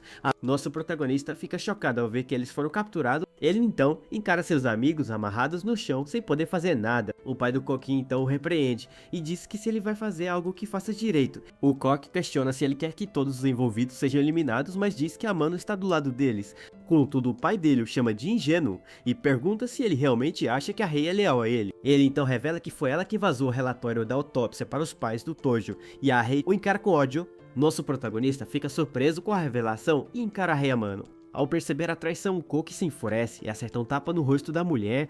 Ele então grita com ela e a acusa de traí-lo depois de todo o dinheiro que ele deu a ela. A Rei, no entanto, se levanta e grita de volta, dizendo que pode se deitar com qualquer um, mas seu coração não é podre como o dele. Ela continua dizendo que não suportava mais ver os pais do Tojo procurando testemunhas desesperadamente. O Koki se enfurece com a audácia dela e a chuta com força, gritando para ela calar a boca e que quando ele acabar com o Tojo, vai enterrá-la junto com ele. Nesse momento, o pai do Koki se aproxima do nosso protagonista e pergunta se ele é um Manabu Tojo. Com um olhar frio, nosso herói responde que ele o fez passar por tudo aquilo e nem sequer conhece seu rosto. Com um sorriso arrogante, o velho diz que não precisa conhecer pessoas que são menos que insetos para ele. Ele então vai direto ao ponto e exige saber onde está a cópia do relatório da autópsia. Nosso protagonista, no entanto, abre um sorriso desafiador e diz que nunca vai contar. O velho então o encara de volta sem se abalar com a atitude do rapaz. Com um gesto, ele chama seus homens para se prepararem para o ataque. Ele continua dizendo que as forças que o apoiam estão muito além da imaginação do nosso herói e que não importa onde o relatório esteja. Com um olhar de desprezo, ele finaliza dizendo que quando o nosso protagonista estiver morto, tudo estará acabado. Antes de dar a ordem final, o velho se vira para nosso herói com um sorriso sinistro e diz que vai lhe contar uma coisa. Ele então aponta para seus homens e revela que foram eles que acabaram com a vida dos pais do nosso protagonista. Ao ouvir isso, uma fúria incontrolável toma conta do nosso herói e às vezes seu pescoço saltam de raiva. Com o punho cerrado e tremendo de ódio, ele se prepara para a batalha mais importante de sua vida. Com um grito de pura raiva, nosso protagonista grita o nome do Menjiro Yoshida e se prepara para a luta. Ele então grita que até mesmo o inseto, quando encurralado, vai revidar e que vai ensiná-los o que é a verdadeira dor. Dito isso, ele joga as garrafas de uísque no chão que se quebram e espalham o líquido por toda parte. Um dos seguranças escorrega no líquido e grita de dor ao cair no chão. 6,95. Com o guarda caído no chão, ele não consegue se levantar por causa do chão escorregadio. Ele então tenta se levantar, mas não consegue se firmar no chão. Aproveitando a distração, nosso protagonista avança e acaba com a vida de um dos seguranças com um golpe certeiro. Ao ver a cena, o Koki e seu pai entram em pânico e percebem que o líquido no chão é óleo, e o velho o chama de covarde. Sem perder tempo, nosso herói avança para o próximo alvo e o acerta no pescoço sem piedade, com mais um inimigo fora de combate. O Ketchup começa a voar para todos os lados. O Koki se desespera e grita para seus homens pegarem de uma vez, pois ele não pode fazer nada sozinho. Diante da ordem, os outros seguranças avançam para cima do nosso protagonista. Nosso herói, no entanto, não se intimida e se prepara para o combate. Com um chute poderoso, ele derruba um de seus oponentes, e em seguida ele usa o corpo do guarda caído para se impulsionar e atacar outro com um golpe voador. Nosso protagonista se recupera no chão e se prepara para o próximo movimento com uma faca em cada mão. O Koki se irrita com a exibição e o chama de exibido gritando para seus homens acabarem com ele. Diante da ordem, os seguranças avançam em direção ao nosso herói, que continua no chão. Contudo, o nosso protagonista tem uma carta na manga e junta as mãos se preparando para uma surpresa. Sendo assim, ele solta uma nuvem de pó branco para cegar seus oponentes. Com os inimigos desorientados pela poeira, nosso herói empunha sua faca pronto para o ataque. A partir daí, ele avança no meio da fumaça como um predador caçando suas presas. E sem que eles percebam, ele acerta o primeiro guarda por trás e o Ketchup voa para todo lado. Com o rosto coberto de respingos, ele parece um verdadeiro demônio. No meio da confusão, um dos seguranças tenta limpar os olhos desesperadamente sem conseguir enxergar nada. Aproveitando a vulnerabilidade do guarda, nosso protagonista o acerta com um golpe fatal. Os outros capangas entram em pânico e começam a balançar suas armas aleatoriamente no meio da poeira. A luta continua com nosso herói se movendo rapidamente e derrubando um por um. O Koki fica completamente frustrado ao ver que seus homens estão sendo derrotados com facilidade. Contudo, o pai dele parece entender o plano e com um olhar sério, manda o Koki pegar a bebida rápido.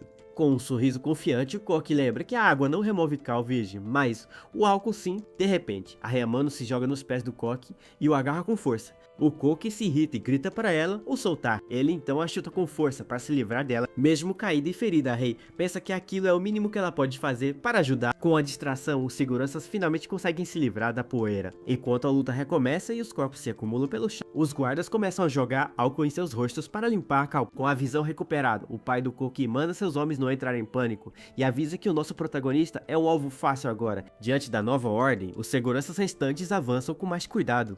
Um deles consegue se aproximar e salta para atacar nosso herói com um golpe aéreo. Contudo, nosso protagonista consegue se esquivar e usa o corpo do guarda para imobilizá-lo no chão. Com seu inimigo preso, o pai do Koki vê uma oportunidade e grita para seus homens atacarem agora. Os outros seguranças então se preparam para avançar e cercar o nosso herói. Mas, de repente, o Yuji se levanta e com um grito de fúria, ele agarra um dos guardas pelas costas. Com um movimento rápido, o guarda o acerta com uma cabeçada. Em seguida, ele levanta a faca para acabar com o Yuji de uma vez por todas. Contudo, nosso protagonista consegue se soltar a tempo e segura a cabeça do guarda. Ele então usa toda a sua força e bate a cabeça do guarda contra a quina da escada. O Koki fica furioso com a interferência e grita que deveria ter acabado com ele primeiro. Nosso herói então se levanta e com um movimento rápido, ele desvia de um golpe e acerta um soco em cheio em um dos seguranças. Em seu braço vemos que ele prendeu uma lâmina de metal para se proteger e atacar ao mesmo tempo. Com a ajuda de sua nova arma, ele avança e começa a derrubar os guardas, um por um.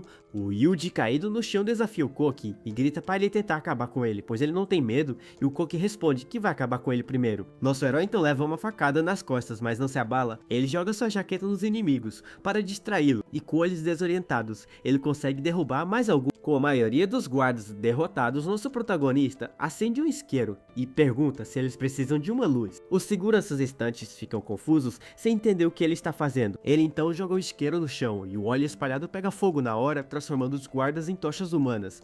Aproveitando a distração, o Koki tenta atacar o Yuji. Contudo, o nosso protagonista é mais rápido e o acerta com um facão nas costas. O golpe é tão forte que o Koki cai no chão e o Ketchup voa para todo lado. Caído e derrotado, ele se pergunta como tudo chegou a esse ponto, sem acreditar em sua derrota. Nosso herói então pisa no rosto dele, se preparando para o golpe final. Com um olhar frio, ele se prepara para acabar com a vida do Koki e pergunta se ele tem algumas últimas palavras. Mas antes que ele possa fazer algo, o pai do Koki agarra a Rei e a usa como refém, ameaçando que se ele tocar em seu filho, a mulher morre. Com a faca no pescoço da Rei, ele a ameaça para tentar salvar seu filho.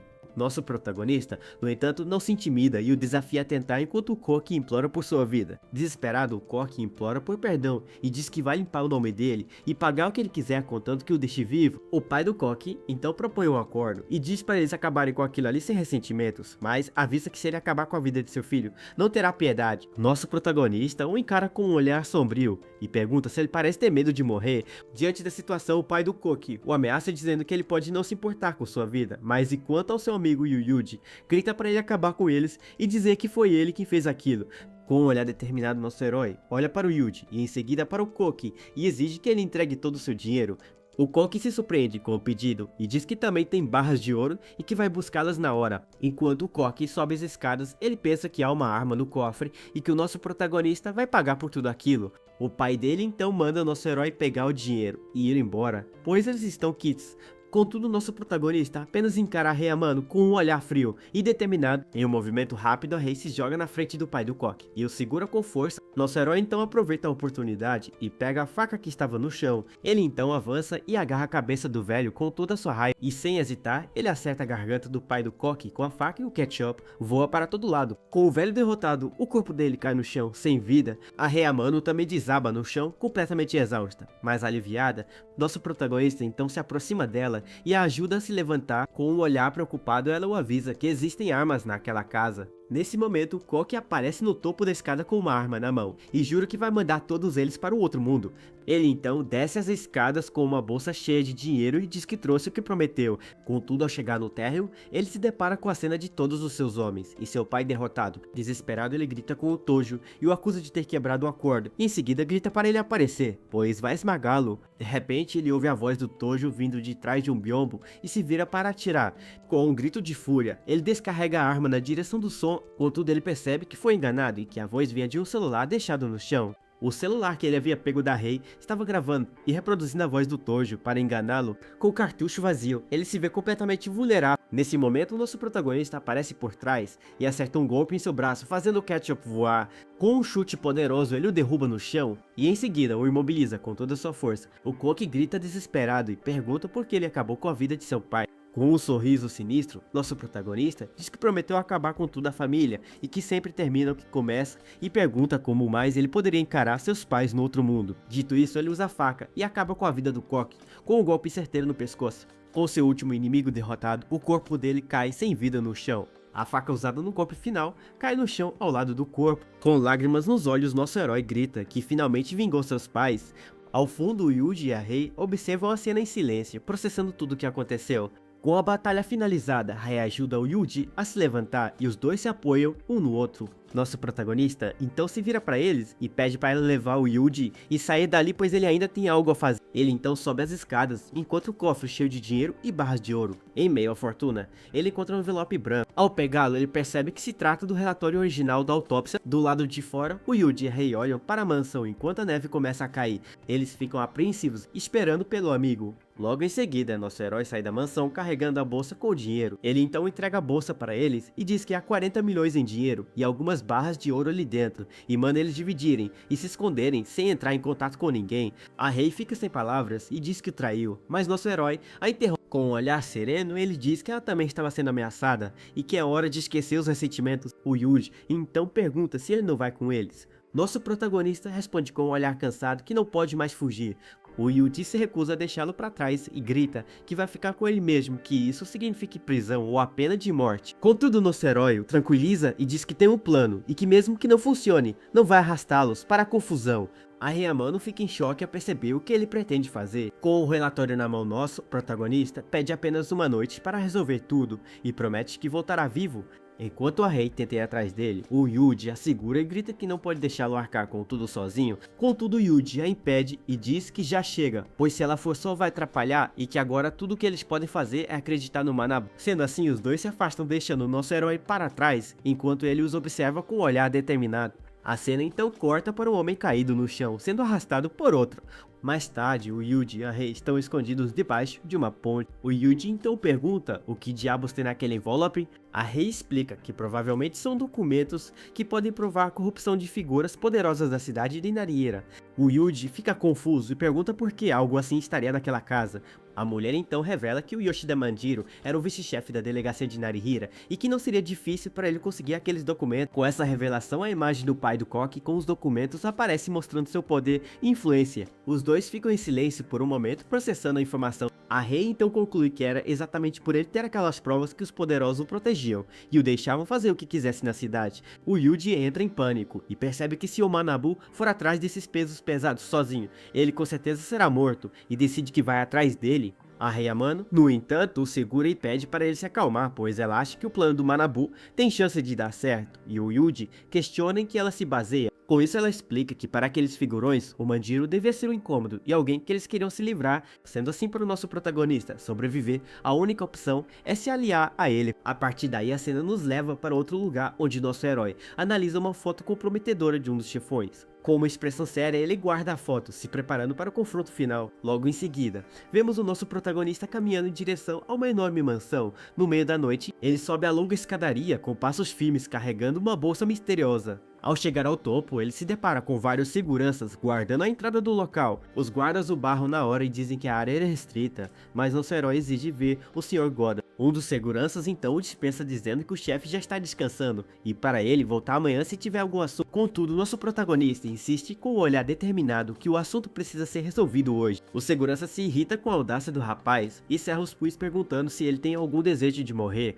Sem se importar com a ameaça, nosso herói simplesmente abre o zíper da bolsa que ele carregava. Em um movimento rápido, ele vira a bolsa e joga o conteúdo dela no chão na frente de todos. Completamente chocados com o que vem, os seguranças perguntam o que diabos ele está planejando. Nosso protagonista então revela o conteúdo da bolsa e diz para eles avisarem que o Yoshida Manjiro já foi cuidado. Diante daquela cena macabra, o segurança fica completamente apavorado e concorda na hora, pedindo para o nosso herói esperar ele. Logo em seguida, depois de 2 minutos, uma voz de dentro da mansão autoriza a entrada dele. Sendo assim, ele finalmente entra no pátio da mansão e é recebido por outros capangas. Um dos homens então abre a porta para que ele entre na sala principal. Lá dentro, ele encontra o tal Sr. Goda, sentado tranquilamente enquanto uma mulher lhe serve chá. O chefão então pega a xícara de chá com calma, sem parecer nem um pouco preocupado com a situação. Ele então olha para o nosso protagonista e pergunta se ele é o Tojo. Nosso herói fica surpreso com a pergunta e questiona como o chefão sabe quem ele é. O chefão então revela que o Manjiro pegou alguns de seus homens emprestados para acabar com o Tojo. Com isso, o chefão se irrita e bate na mesa, questionando como ele tem a coragem de pedir ajuda depois de ter acabado com a vida de seus homens.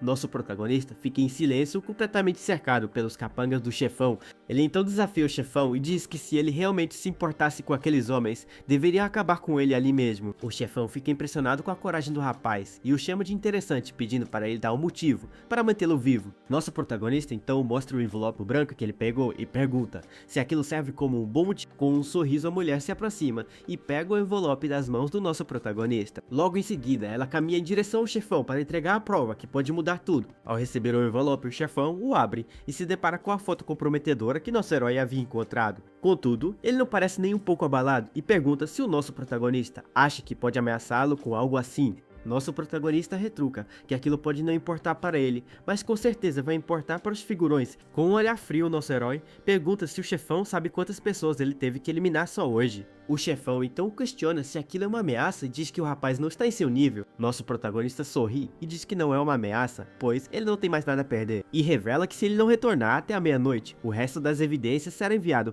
para a unidade de investigação móvel. O chefão, no entanto, continua calmo e pergunta o que aquilo tem a ver com ele. Nosso herói explica que o último lugar onde ele foi visto depois de acabar com o Manjiro foi ali, e se as evidências chegarem aos figurões, ele pergunta em quem eles vão acreditar, que é o mandante. Diante daquela lógica, o chefão fica visivelmente tenso e sem palavras. Com isso, ele finalmente entende a situação e percebe que o nosso protagonista não veio pedir ajuda, mas sim para arrastá-lo junto para o fundo do poço.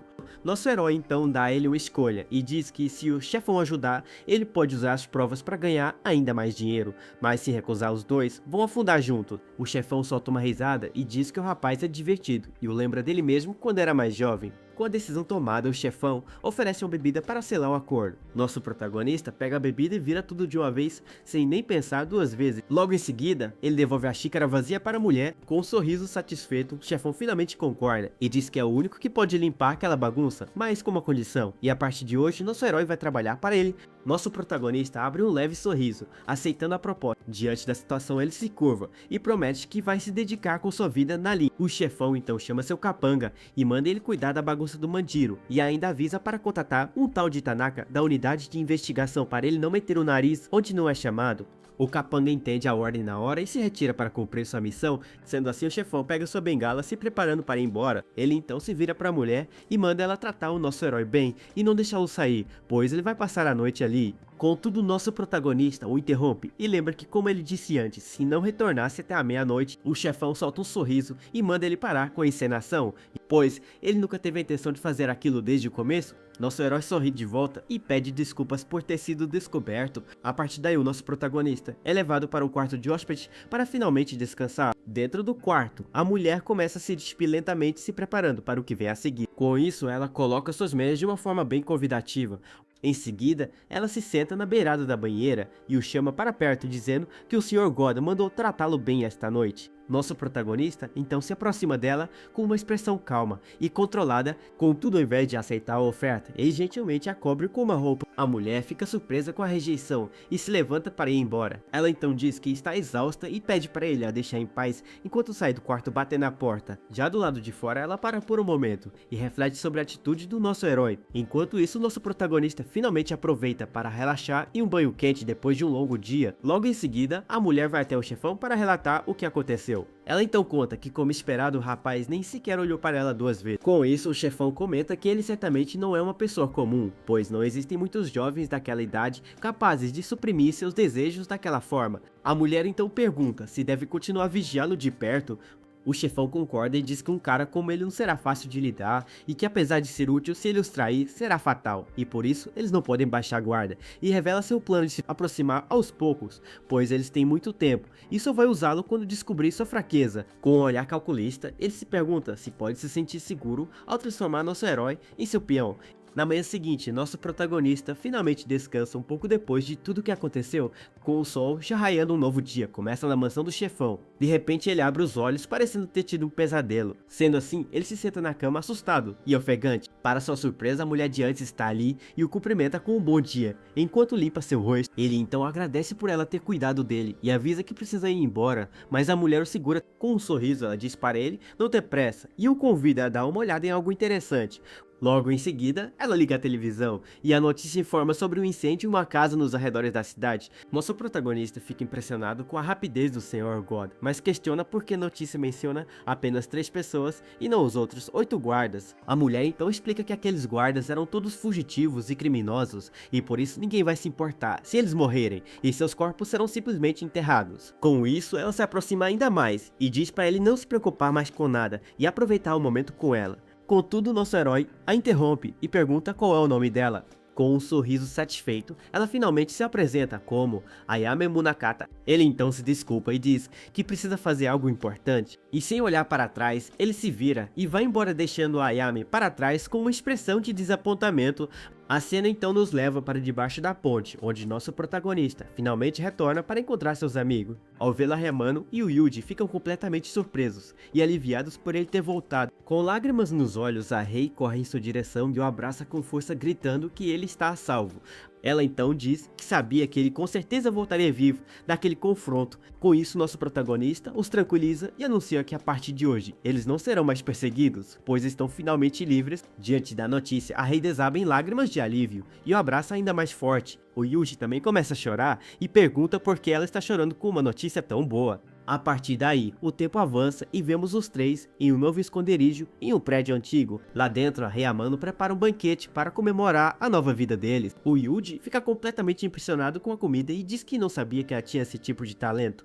A Rei então responde para ele não a subestimar, pois ela vive por conta própria desde os 8 anos de idade. Sendo assim, os 3 erguem seus copos e brindam a liberdade. É um novo começo. Logo em seguida, eles começam a comer e a beber juntos, aproveitando o primeiro momento de paz em muito tempo. Depois de um tempo, a Ryamano pergunta ao Tojo o que ele planeja fazer a partir de agora. Ele então revela que com o dinheiro que pegou da casa do Yoshida, eles talvez consigam abrir um pequeno negócio. O Yuji se empolga com a ideia e pergunta se isso significa que eles são presidentes agora. Enquanto isso, a Ryamano garante que vai ajudá-lo no que ele decidir. Com isso, o Yuji a encara com um sorriso e pergunta se ela não vai voltar a trabalhar naquela boate.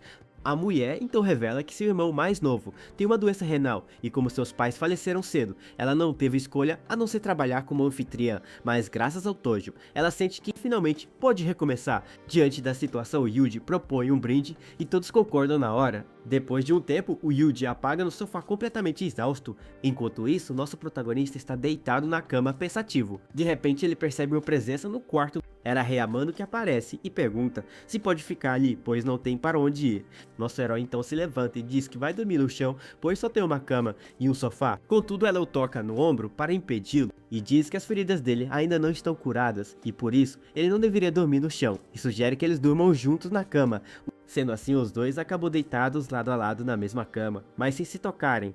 Enquanto isso no sofá, o Yuji parece estar tendo um pesadelo. De volta à cama, a Ryamano sussurra para o nosso herói e revela que na verdade está interessada nele desde os tempos de escola. Contudo, nosso herói já havia adormecido e não escuta a confissão da garota. No dia seguinte, nosso protagonista e o Yuji caminham pela rua e o amigo pergunta se a Rei-chan vai morar com eles. Ele então confirma que sim, pois ela não tem para onde ir e diz que eles precisam comprar uma cama nova. Com isso, Yuji sorri e comenta que com o dinheiro que eles pegaram da casa do Yoshida, os três vão conseguir viver por um bom tempo. De repente, um grupo de caras tatuados e com cara de poucos amigos aparece na frente deles. Um deles então encara a dupla e pergunta para seus capangas se são eles. Ao ver os caras, o Yuji fica tenso e pergunta ao Tojo se eles são conhecidos. Ele então decide que é melhor não se envolver e tenta levar nosso protagonista para longe dali.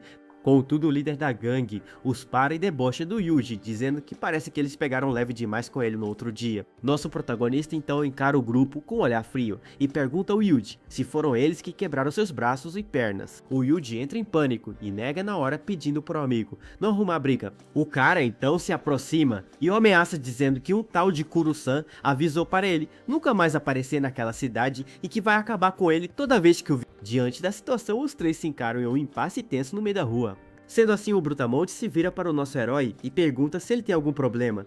Sem nem pensar duas vezes, nosso protagonista acerta um soco poderoso no rosto do cara e o cachopo voa para todo lado. O golpe é tão brutal que o cara voa para trás e se espatifa no chão. Caído e derrotado, ele mal consegue se levantar enquanto cospe sangue. Os capangas dele correm para ajudá-lo e o líder grita com o nosso protagonista sem acreditar no que aconteceu.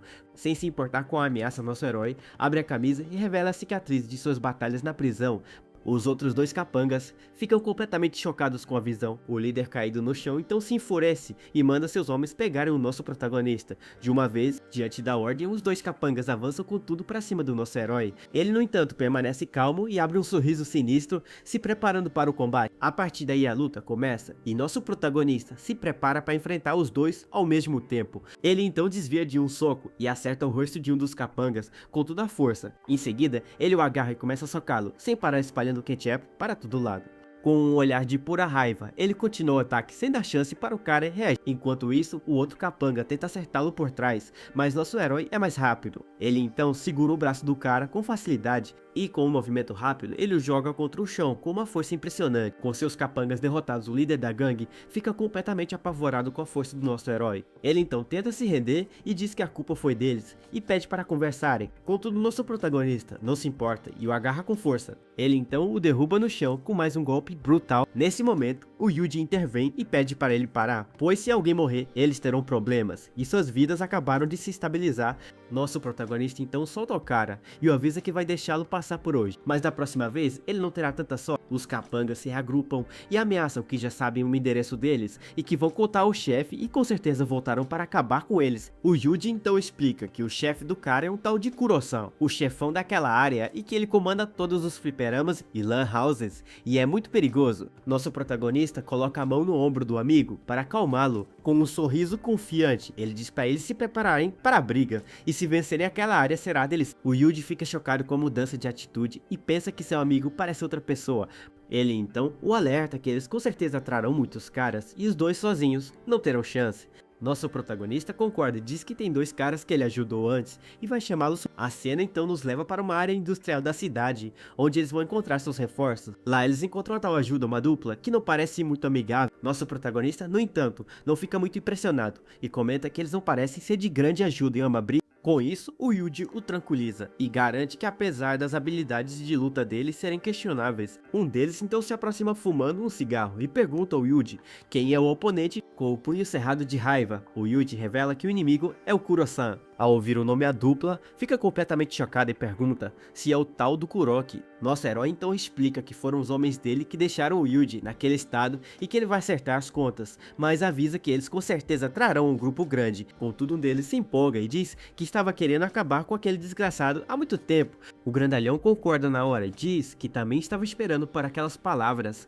Nosso protagonista fica surpreso com a coragem deles e pensa que, como esperado dos amigos do Yuji, eles têm mais coragem do que ele imaginava. Ele então os adverte que apenas coragem não será o suficiente para vencer com um grupo tão pequeno. Com um olhar calculista, nosso herói aponta para a cabeça e diz que eles precisam usar aquele lugar a seu favor. A cena então corta para uma van branca que se aproxima em alta velocidade. De dentro do veículo saem vários capangas armados com tacos de beisebol e canos de ferro. Logo em seguida, o chefão da gangue aparece e pergunta se aquele é o lugar certo. Um dos capangas confirma que é o lugar certo e diz que ficou de olho neles o dia todo. Com isso, Kuro-san pergunta quantos inimigos eles vão enfrentar. O capanga então responde que são 5 pessoas e avisa que o cara que o acertou é um ex-presidiário completamente maluco. O chefão, no entanto, de deboche, diz que também já esteve na prisão e não vai perder no quesito loucura, e em seguida ele manda seus homens acabarem com eles rapidamente. Enquanto isso, do lado de dentro, nosso protagonista observa a gangue se aproximando pelo reflexo da janela. Ele e seus amigos já estão posicionados e apenas aguardam o momento certo para o ataque. Um dos aliados, que está escondido em cima de um estante, faz um sinal para o nosso herói. Logo em seguida, a porta é arrombada com um chute poderoso. Sendo assim, a gangue invade o local e se depara com o nosso protagonista e seus aliados prontos para o confronto. O chefão então encara nosso herói e pergunta se foi ele quem cuidou de seu homem. Com um olhar frio, nosso protagonista confirma que foi ele mesmo. O chefão abre um sorriso de dentes afiados e grita para eles irem para cima, mas sua expressão muda rapidamente e ele grita para seus homens pegarem o nosso protagonista. Diante da ordem, seus capangas avançam, contudo empunhando seus tacos de beisebol. Contudo, o aliado que estava escondido aproveita a oportunidade e joga um balde de cal para cegar os inimigos. Com isso, a cal cobre completamente os capangas e os deixa totalmente desorientados com a poeira. O chefão se irrita e grita que aquilo é cal viva e manda seus homens derrubarem o desgraçado que está espalhando aquilo. Um dos capangas então tenta subir na estante para pegar o aliado, mas o rapaz o aguarda com um sorriso no rosto. E com um chute poderoso, ele manda o capanga voando para longe. Com um sorriso confiante, o aliado puxa uma corda e ativa a próxima parte do plano. Logo em seguida, um balde de água é despejado de cima e a água atinge os capangas em cheio, fazendo a cal reagir e queimar a pele deles. Diante da situação, o chefão se enfurece e os chama de covardes por usarem truques sujos. A partir daí, a confusão recomeça e nosso protagonista aproveita a oportunidade para imobilizar um dos capangas. Ele então torce o braço do infeliz com toda a força e o cara grita de dor com o golpe. O líder da gangue se irrita e grita que os métodos deles são sujos. Nosso herói, no entanto, o encara e responde que eles não dizem olho por olho e dente por dente. Sem perder tempo, nosso protagonista finaliza a luta com um chute poderoso e joga o cara contra a parede. Com todos os capangas derrotados, nosso protagonista fica parado no meio da sala vitorioso. O chefão então se enfurece e o chama de desgraçado sem coragem, jurando que vai acabar com ele com as próprias mãos. Nosso protagonista então rasga a camisa e o desafia dizendo que vai acabar com todos eles sozinho. O chefão fica impressionado com a coragem dele e aceita o desafio para uma luta 1 contra 1. Sendo assim, ele também rasga sua camisa e revela seu físico musculoso e suas tatuagens. A partir daí, os dois se encaram no meio da sala, se preparando para o confronto final. O chefão avança com um soco poderoso, mas nosso herói consegue desviar por pouco. Em um movimento rápido, nosso protagonista revida com um chute devastador que manda o chefão voando. Contudo, mesmo caído no chão, ele consegue agarrar o braço do nosso herói. Com uma força impressionante, ele segura o pulso do nosso protagonista com firmeza. Nosso herói tenta se soltar, mas o chefão é mais forte do que ele esperava. A partir daí, ele consegue imobilizar nosso protagonista por trás com um mata-leão. Os amigos do nosso herói tentam intervir, mas o chefão grita para eles não se meterem, pois aquela luta é dele. A Ryamano observa a cena com preocupação e pensa que se o Tojo-kun quer governar aquela área, ele precisa vencer com seus próprios punhos. Com um olhar insano, o chefão aperta o golpe e grita que vai mandar todos eles para o inferno. Nosso protagonista range os dentes de dor e luta para não desmaiar com a falta de ar. Nesse momento, a imagem de seus amigos vem à sua mente e ele se recusa a ser derrotado ali. Vendo a situação de longe, o Yuji pergunta preocupado se a Rei tem certeza de que eles não deveriam chamar reforços. Enquanto isso, o chefão aperta ainda mais o pescoço do nosso protagonista e o provoca dizendo que um fracote como ele nunca vai conseguir vencê-lo. Nosso herói, no entanto, firma os pés no chão e reúne toda a sua força para revidar. Com um movimento explosivo, ele se joga para trás e arremessa o corpo do Kuro-san, sem dar tempo para o inimigo respirar. O nosso garoto já parte para cima com um soco preparado. Contudo, o chefão consegue bloquear o ataque com o braço e o encara com pura fúria. O Kuro-san então sorri e pergunta se aquela é toda a força que nosso protagonista tem. Com o rosto cheio de raiva, nosso herói grita e se prepara para mostrar do que é realmente capaz. A partir daí, ele dá uma cabeçada com tudo no chefão e o Ketchup começa a voar para todo lado. Mesmo sangrando, o Kuro-san abre um sorriso maluco e o desafia para ver quem vai cair primeiro. Nosso protagonista também está ferido, mas não se abala e mantém seu olhar de pura determinação. Sendo assim, os dois se agarram e se preparam para mais uma troca de golpes brutais. Com toda a força eles batem cabeça contra cabeça e um impacto devastador que espalha ainda mais que o golpe faz nosso protagonista cuspir um pouco, mas o chefão parece ter levado a pior e fica completamente atordoado. Diante da cena, um dos amigos do Yuji pergunta chocado se o chefão finalmente desmaiou. Com o chefão completamente atordoado, nosso protagonista o segura pelo queixo vitorioso. A partir daí, o corpo do Kuro-san desaba no chão e ele cai de joelhos completamente derrotado. Diante da cena, os amigos do Yuji ficam chocados e comentam que o nosso herói é realmente muito forte. Mesmo caído, o chefão se irrita e grita para seus capangas não ficarem parados e atacarem de uma vez. Contudo, o Yuji entra na frente e os impede dizendo que eles não vão passar por ele. A Ryamano também tenta intervir e grita para eles pararem, pois a luta já acabou. Com seu oponente derrotado, nosso protagonista o encara com um olhar frio e vitorioso. Ele então diz que o chefão perdeu e que a conta deles finalmente está acertada. Contudo, ele revela que ainda não pagou pelo que fizeram com o Yuji. Com os olhos brilhando de raiva, nosso herói avança e chuta o chefão sem piedade. O golpe é tão forte que o Kuro-san voa e bate as costas em uma estante. Ele então grita de dor com o impacto brutal do chute. Nesse momento, um dos capangas entra em pânico e grita que já chega, pois ele chamou seu primo da unidade de investigação. Nosso protagonista, no entanto, não se intimida e o encara com um olhar desafiador, dizendo que vai esperar bem ali. Ao ouvir aquilo, os amigos do Yuji se desesperam e dizem que os rumores eram verdadeiros e que eles precisam fugir ou serão todos presos. Enquanto seus amigos se desesperam, nosso protagonista pega sua camisa do chão sem se abalar. Ela então veste a camisa e os tranquiliza dizendo para relaxarem, pois ninguém vai ser preso e eles vão esperar a polícia chegar. Contudo, um dos amigos do Yuji não fica nada convencido e diz que eles podem estar ferrados, mas o Yuji coloca a mão em seu ombro e diz para ele ficar tranquilo e confiar no amigo deles. Logo em seguida, alguns passos são ouvidos se aproximando do local, e para surpresa de todos, a unidade de investigação finalmente chega, e o líder pergunta o que está acontecendo ali. O capanga então aponta para o grupo do nosso herói, e mente dizendo que foram eles, que começaram a briga, e ainda falaram que não tem medo da polícia. O primo dele se aproxima do nosso protagonista, e o ameaça dizendo que ele tem muita coragem por ter encostado no Kuro-san, e em seu primo.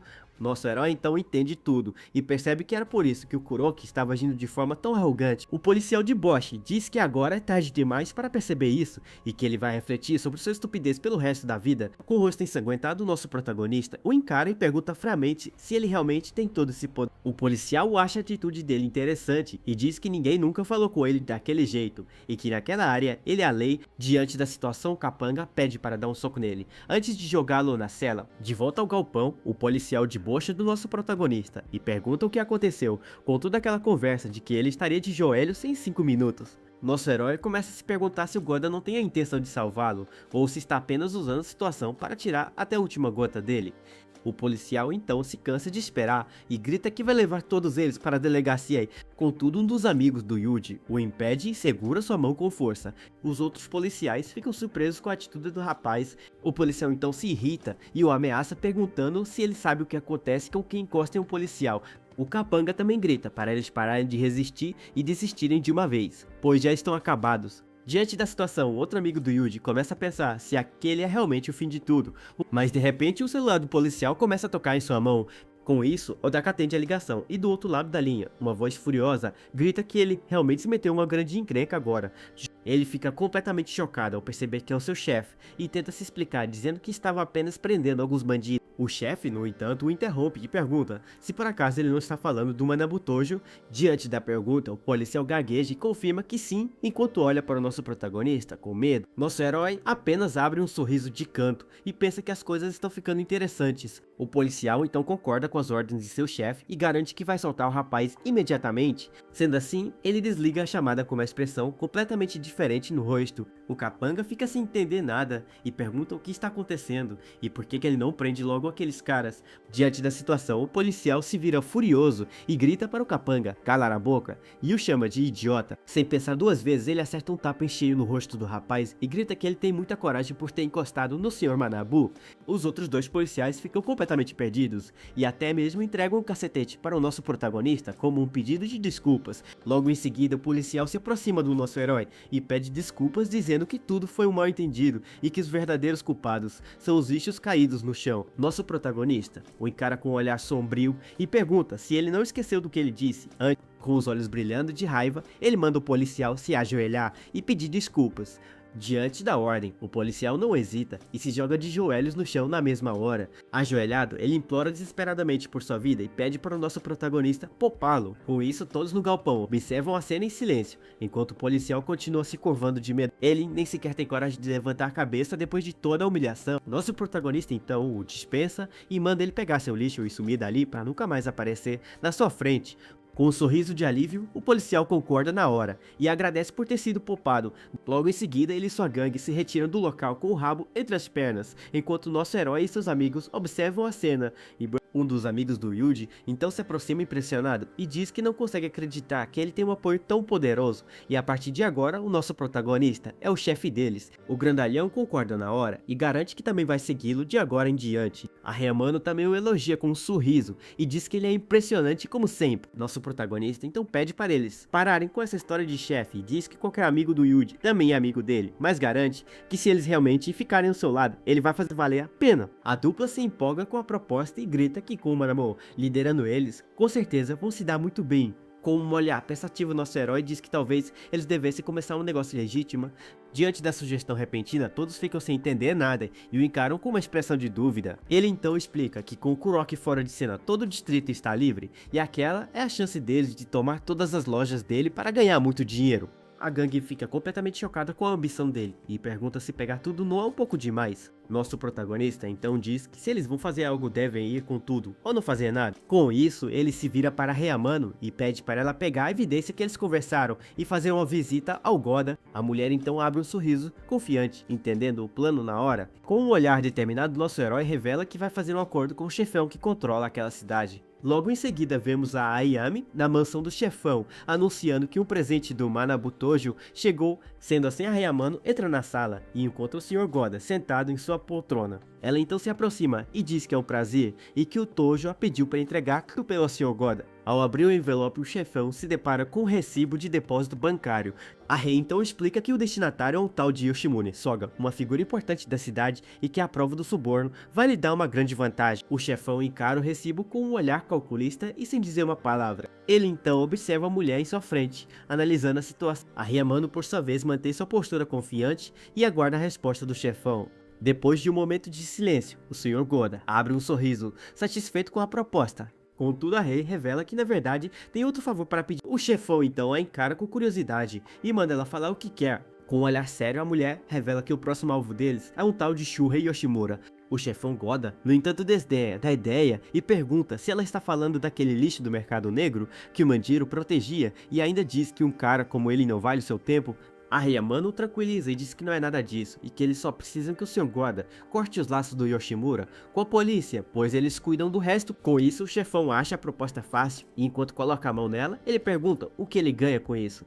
A mulher então garante que assim que tudo estiver resolvido, eles terão uma recompensa adequada preparada para ele. Diante da promessa, o Sr. Goda abre um sorriso malicioso, parecendo gostar muito da ideia. A cena então corta para uma hora antes, com um dos amigos do Yuji, explicando que o Shuhei Yoshimura comanda aquele distrito das sombras. Ele continua dizendo que o Kuroki era apenas um de seus capangas, e que o Yoshimura paga o chefe Tanaka para ter proteção. Nosso protagonista então conclui que, para chegar no Yoshimura, eles precisam silenciar o Tanaka primeiro. O amigo do Yuji apenas concorda com a cabeça, entendendo o plano do nosso herói. Com um olhar calculista, ele pensa que mesmo que eles acabem com o Kuroki, o Tanaka não se importaria. A partir daí a cena volta para o presente, com o nosso protagonista e sua nova gangue em frente a um prédio enorme. Um dos amigos do Yuji fica preocupado e diz que eles acabaram de derrotar o Kuroki e agora já estão no território do Yoshimura, e com o dinheiro que ele tem, com certeza, terá um exército de guardas, tornando um ataque frontal muito arriscado. Contudo, nosso protagonista o tranquiliza e diz para ele relaxar, pois eles estão ali para conversar sobre negócios e não para destruir o lugar. Ao ouvir aquilo, o rapaz se empolga e diz que entendeu e que está com ele até o fim, chamando-o de chefe. Sendo assim, o grupo avança em direção à mansão com nosso protagonista liderando o caminho e, contudo, eles são recebidos por dois dobermans enormes que começam a latir furiosamente para eles. Os cães avançam e cercam o grupo rosnando e mostrando os dentes. Nosso protagonista, no entanto, não se abala e diz para seus amigos não terem medo, pois são apenas filhotes. Ao ouvir aquilo, o cachorro fica completamente chocado e para de latir na mesma hora. Com isso, uma aura intimidadora emana do nosso herói e a imagem de um tigre branco aparece atrás dele, mostrando sua verdadeira força. Diante daquela presença esmagadora, os Dobermans recuam com o rabo entre as pernas, completamente aterrorizado. Nesse momento, alguém grita para os cachorros voltarem para perto. Era o próprio Shuhei Yoshimura que aparece na porta com seus seguranças e já reconhece o nosso protagonista. Nosso herói então encara de volta com um olhar sério e determinado. Com um charuto na boca, o Yoshimura o provoca e pergunta se ele quebrou as pernas do Kuroki e agora veio causar problemas ali. Nosso protagonista, no entanto, responde friamente que o caso do Kuroki foi pessoal, mas hoje é estritamente sobre negócios. O chefão ri da cara dele e pergunta que tipo de negócio ele teria com ele, e em seguida manda o nosso herói dar o fora dali. Diante da ordem, seus seguranças avançam para cima do nosso protagonista e de seus amigos, um dos amigos do Yuji. No entanto, não se intimida e imobiliza um dos guardas por trás com um golpe rápido e poderoso. O outro amigo do Yuji também não fica para trás e agarra o segundo guarda gritando para ele tirar as mãos do chefe. Com isso, a briga começa e o amigo do Yuji grita que agora não vai mais pegar leve. O nosso protagonista então avança e acerta um soco devastador em um dos seguranças, espalhando ketchup para todo lado. Ele então agarra o último guarda pelo pescoço, com uma força impressionante. Sem piedade, nosso herói acerta o rosto do cara com uma joelhada brutal e o ketchup voa para todos os lados. Com o inimigo derrotado, o corpo dele cai no chão em uma poça de sangue. Diante da cena, um dos capangas do Yoshimura se enfurece e grita que eles pediram por aquilo. O chefão também se irrita e o ameaça dizendo para ele não ficar se achando, pois com uma ligação ele manda todos eles para a prisão. Nosso protagonista, no entanto, não se intimida e o desafia a fazer a ligação e diz que eles vão esperar. O Yoshimura fica completamente chocado com a audácia dele e pensa que ele só pode estar brincando. Sem perder tempo, ele pega o celular e liga para o chefe Tanaka, dizendo que alguns moleques estão destruindo seu lugar e pedindo para ele mandar alguém. Do outro lado da linha, o chefe Tanaka pergunta se é um cara chamado Manabu Tojo e o nosso protagonista confirma com um sorriso. O chefe Tanaka então diz que sente muito, mas não pode tocar nele, pois suas mãos estão atadas. O Yoshimura entra em pânico e grita perguntando o que ele quer dizer com aquilo e se ele vai abandoná-lo depois de todo o dinheiro que ele pagou. Sem se importar com o desespero dele, o chefe Tanaka desliga a chamada na sua cara. Diante daquela traição, o Yoshimura fica completamente sem palavras e encara o celular sem acreditar no que acabou de acontecer. Com um sorriso vitorioso, nosso protagonista pergunta se agora eles podem finalmente entrar para conversar. Sem outra escolha, o chefão finalmente cede e diz que vai ouvi-los e os convida para entrar em sua mansão. Dentro da mansão, o Yoshimura senta com seu segurança e um cachorro de guarda ao seu lado. E do outro lado da mesa estão nosso herói e seus novos amigos, enquanto o chá é servido para eles. Então o Yoshimura toma um gole e pergunta o que o Manabu queria conversar com ele. Nosso protagonista vai direto ao ponto e diz que soube que ele deixou Kuroki cuidando de uns fliperamas. Com raiva, o chefão pergunta se nosso garoto sabia que estava atacando um de seus homens. Manabu diz que tinha um rancor antigo contra Kuroki e o que rolou foi culpa dele e como desculpa, ele vai assumir os fliperamas. Ao ouvir isso, o segurança do Yoshimura fica furioso e grita perguntando quem ele pensa que é. Logo em seguida, o guarda saca uma faca e ameaça nosso herói, perguntando se ele queria ter um fim trágico. No entanto, o Yoshimura o impede com um simples gesto, mandando ele parar com aquilo na mesma hora. O chefão então diz que nunca ouviu falar do Manabu e não confia nele para cuidar de suas lojas. Nosso herói, então, o lembra que o chefe Tanaka recusou seu pedido assim que ouviu seu nome. Yoshimura então percebe que ele tem razão e se pergunta se esse cara tem alguém poderoso por trás. Ele então resmunga que se o Manjiro ainda estivesse vivo, ele não estaria ouvindo um moleque como ele. Nosso protagonista reconhece o nome e pergunta se ele está falando de Manjiro Yoshida. Surpreso, o chefão questiona como nosso herói conhece essa pessoa tão importante. Manabu então revela que o Manjiro armou para ele uma vez, mas que ele não está mais neste mundo. Chocado, o Yoshimura percebe que a história do incêndio era mentira e esse cara é o verdadeiro culpado. Ele então se pergunta quem diabos é esse homem, enquanto o nosso herói sorri de forma sombria. Sem escolha, o Yoshimura cede e diz que ele pode cuidar dos locais, mas propõe um acordo de 70 a 30. Nosso protagonista, então, o questiona perguntando se essa divisão não está ao contrário. Com um sorriso confiante, nosso protagonista diz que ele fica com 70% e o Yoshimura com 30%. O segurança então se irrita e com a faca na mão chama o nosso herói de pirralho arrogante. Nosso garoto nem se abala com a ameaça e com um olhar frio manda ele ficar fora disso. Diante da provocação, os amigos do Manabu se levantam e já se preparam para o combate. Contudo, o Yoshimura grita para seu capanga ficar quieto e diz que eles vão fazer o que o Tojo-kun mandar. Nosso protagonista então muda de ideia e diz que na verdade ele vai ficar com 80%. Diante da proposta absurda, o chefão e seu segurança ficam completamente chocados. Para a surpresa de todos, o Yoshimura respira fundo e concorda com o acordo sem reclamar. Nosso herói então se levanta e diz que fica feliz que resolveram isso rápido e espera trabalhar com ele. A partir daí ele estende a mão para o chefão como se nada tivesse acontecido. Sem outra escolha, o Yoshimura aperta a mão dele e fecha o acordo de uma vez por todas. Com o negócio fechado, a cena corta para o lado de fora da mansão. De volta ao esconderijo dos amigos do Yuji, comemora e se gaba de como derrotou os guardas. A Remano também sorri e diz que parece que eles finalmente têm uma fonte de renda estável. Nosso protagonista, no entanto, disse que pode não ser tão fácil assim, pois a reação do Yoshimura foi estranha. Ele então acende um cigarro e disse que eles não podem baixar a guarda, pois algo está errado. Enquanto isso, na mansão, o capanga do Yoshimura grita que não aguenta mais o Tojo e quer acabar com ele. O chefão se irrita com a ousadia dele e grita que ele não deve se precipitar, pois é ele quem decide. Com medo, o capanga se desculpa na hora e diz que não vai mais falar sobre aquele assunto. O Yoshimura então avisa que um pirralho como aquele tem um apoio assustador e pode fazê-lo sumir. O capanga então diz que não tem medo e que está pronto para levar o nosso herói junto com ele. No entanto, o Yoshimura o acalma e pergunta por que ele acha que ele entregou as lojas do Kuroki. O segurança fica sem entender nada e pergunta o que o chefão queria dizer com aquilo. Com um sorriso maligno, ele revela que existem maneiras de eliminar pessoas sem sujar as mãos. Enquanto isso, no esconderijo, um dos amigos do Yuji analisa o mapa da cidade. Ele então aponta que as duas lojas ficam na praça da cidade velha, a parte mais movimentada. A partir daí, ele e a Remano percebem que o Yoshimura está tentando armar para eles.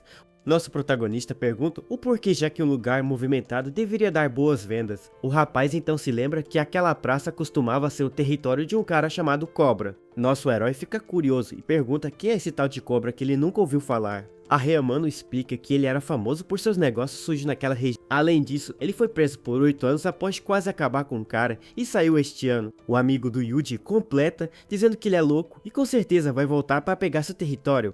Nosso protagonista então entende que havia uma armadilha por trás daquele acordo. Contudo, ele diz que não importa quem seja, pois quem ficar em seu caminho será esmagado. Com um olhar de pura fúria, nosso herói bate a mão no mapa, mostrando sua decisão. Yuji então coloca a mão em seu ombro e garante que vai estar ao lado dele. Não importa o que aconteça, os outros dois amigos também se empolgam e gritam que estão juntos nessa até o fim. A Ryamano, no entanto, observa a cena em silêncio, parecendo um pouco preocupada com a situação.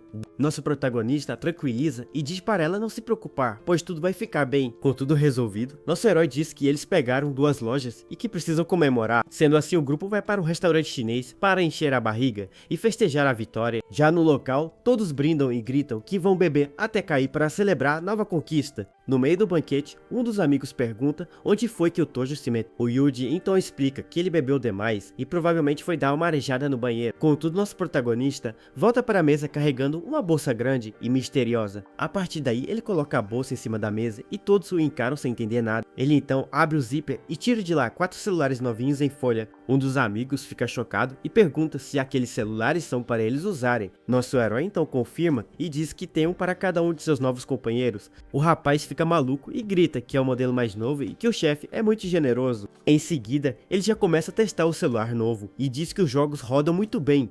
A Ryamano também pega o dela e com um sorriso comenta que a cor é diferente e foi escolhida para ela. O Yuji, no entanto, diz que foi muito caro e que ele não pode aceitar um presente desse. Nosso protagonista então diz que eles arriscaram a vida e aquilo não é nada e vai ajudar a criar confiança. Diante das palavras dele, todos ficam emocionados e olham para o novo chefe com gratidão. Com isso, nosso herói faz um brinde e garante que quando dominarem os fliperamas, todos vão lucrar. Todos então levantam seus copos e brindam mais uma vez ao futuro promissor que os aguarda. Mais tarde, um dos rapazes anda pelo corredor quando uma figura encapuzada surge na sua frente. Sem desviar, o homem misterioso esbarra com força no ombro do amigo do nosso protagonista. Irritado, o amigo do Manabu grita para o cara de capuz olhar por onde anda. De volta à mesa, ele se junta à comemoração e serve uma bebida para todos. De repente, o celular da Ryamano toca e ela atende a ligação sem entender nada. Do outro lado da linha, o grandalhão Kitamura dá uma risadinha para a moça.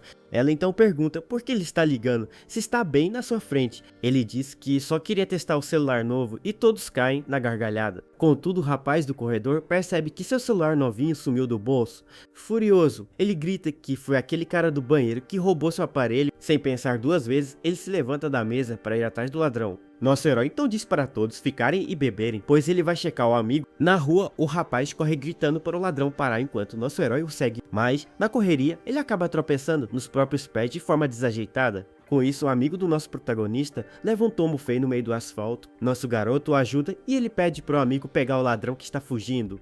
Manabu então diz para ele voltar primeiro, pois ele mesmo vai resolver a situação. A partir daí, nosso herói dispara em alta velocidade para alcançar o bandido. Enquanto isso, na mesa, o celular da Ryamano começa a vibrar novamente. Ela então se irrita e grita por Kitamura parar com aquela brincadeira. O grandalhão, no entanto, diz que não foi ele quem ligou para a moça. A Ryamano olha para a tela e vê uma chamada perdida de um número estranho. Com um olhar desconfiado, a Ryamano atende a ligação do número desconhecido. Uma voz misteriosa diz que está no lugar de sempre e a ameaça caso ela não apareça. Após a ligação, ela fica com uma expressão séria e pensativa na mesa. Enquanto isso, a noite finalmente cai sobre a cidade e as luzes se acendem. E a perseguição continua com nosso herói correndo atrás do ladrão encapuzado. O bandido tenta despistá-lo por um beco, mas nosso garoto o segue sem parar. O ladrão então se vê encurralado em um beco sem saída e para de correr. De longe, ele joga o celular roubado no chão para nosso herói. Em um movimento rápido, ele usa a parede para pegar impulso e pular o muro. Nosso protagonista não fica para trás e faz o mesmo movimento com perfeição, e com uma agilidade impressionante ele consegue escalar o muro também, mas antes que o bandido fuja, nosso herói agarra o pé dele no ar. Com isso, ele o puxa com força e joga o cara de capuz no chão. Nosso protagonista o imobiliza e diz que finalmente o pegou. O homem se desespera e diz que foi um mal entendido e que ele não roubou. Nosso herói não acredita em uma palavra e o encara com um olhar frio. O cara então tira o capuz e reconhece nosso protagonista na mesma hora. Manabu também o reconhece e pergunta o que ele fazia na mesma prisão. O homem fica aliviado e grita que graças a Deus nosso herói está vivo. A cena então termina com a cidade ao fundo e o reencontro inesperado. No beco, nosso herói e o ex-detento se sentam para conversar e fumar um pouco. Ele então explica que depois que o Manabu saiu da prisão ficou bem mais calma. Além disso, ele avisa que o Umi jurou que ia acabar com o nosso protagonista se o encontrar. Com um sorriso, nosso herói diz que se ele quiser vir, pode vir e que na verdade ele queria agradecê-lo. O rapaz então pergunta por que todo mundo acha que nosso protagonista estava morto. Manabu diz que não quer falar do passado, mas garante que está vivo e planejando algo grande. O ex-detento então conta que saiu há um mês, mas não achou emprego e roubou por desespero. Com lágrimas nos olhos, ele diz que não sabia que o celular era de um amigo do Manabu e pede perdão. Nosso herói então se levanta e com um olhar sério observa o rapaz desesperado. Ele então apaga o cigarro no chão e o convida para trabalhar com ele. O ex-detento mal consegue acreditar e pergunta se ele está falando sério. Chorando, ele diz que se o nosso protagonista o aceitar, ele fará qualquer coisa que ele mandar. Nosso herói então pergunta se ele faria mesmo se ele mandasse ele tirar a própria vida. O rapaz diz que, sem ninguém para se apoiar, ele não consegue sobreviver nem mais um dia. Com um olhar determinado, ele grita que nosso protagonista é tudo que ele tem e ele morreria feliz.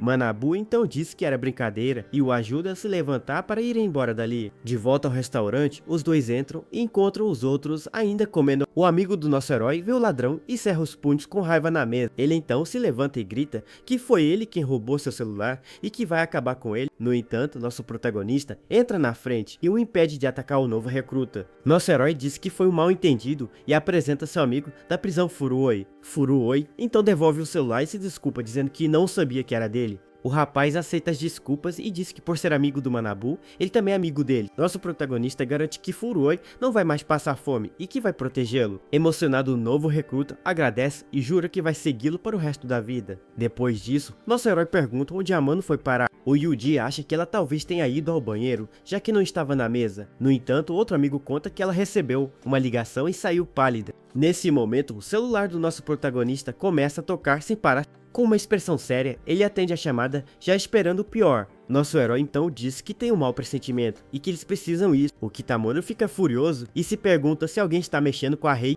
Enquanto isso, em outra parte da cidade à noite, caía cada vez mais, e num beco escuro e perigoso, com uma escadaria sinistra ao fundo, a Ryamano caminhava sozinha, parecendo estar indo para algum lugar. De repente, 3 vultos aparecem no topo da escada e um deles a chama para a briga. Logo em seguida, um cara de cabelo branco e terno rosa desce as escadas com seus capangas. Com raiva, ele grita e pergunta onde ela esteve se escondendo nos últimos dias. A mulher fica sem palavras e o encara com uma mistura de medo e raiva. O homem então acusa ela de fugir da dívida e acerta um tapa forte no rosto dela. Mesmo com o rosto machucado, Amano diz que trouxe o dinheiro que devia. Ela então entrega uma pilha de notas e fala que depois disso acabou tudo entre eles. O AJ pega o dinheiro e reclama que só tem 200 mil ali. Amano se defende dizendo que já pagou 400 mil por um empréstimo bem menor. Com raiva, o cara agarra o cabelo dela com muita força e a puxa para perto. Ele grita que se não fosse por ele, o irmão dela já teria partido há muito tempo. A mulher então pergunta quanto ele quer para finalmente acabar com aquilo. Ele então exige 2 milhões como uma multa por ela,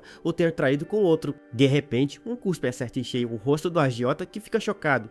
Amano grita que ele é só um de seus muitos clientes e não seu namorado. Furioso, ele a chuta com força e grita que ela é apenas uma ferramenta. Com o golpe, a moça cai no chão e ele e seus capangas a cercam na mesma hora. O AJ então a segura pelo queixo com um olhar de puro ódio e desprezo. Ele grita que não se importa como, mas ela precisa pagar a dívida que tem com ele. Mas, quando ele vai bater de novo, uma mão segura seu pulso com muita firmeza. O homem de terno rosa se vira chocado e não entende nada do que está acontecendo. Das sombras, nosso protagonista surge com um olhar frio e manda ele parar com aquilo.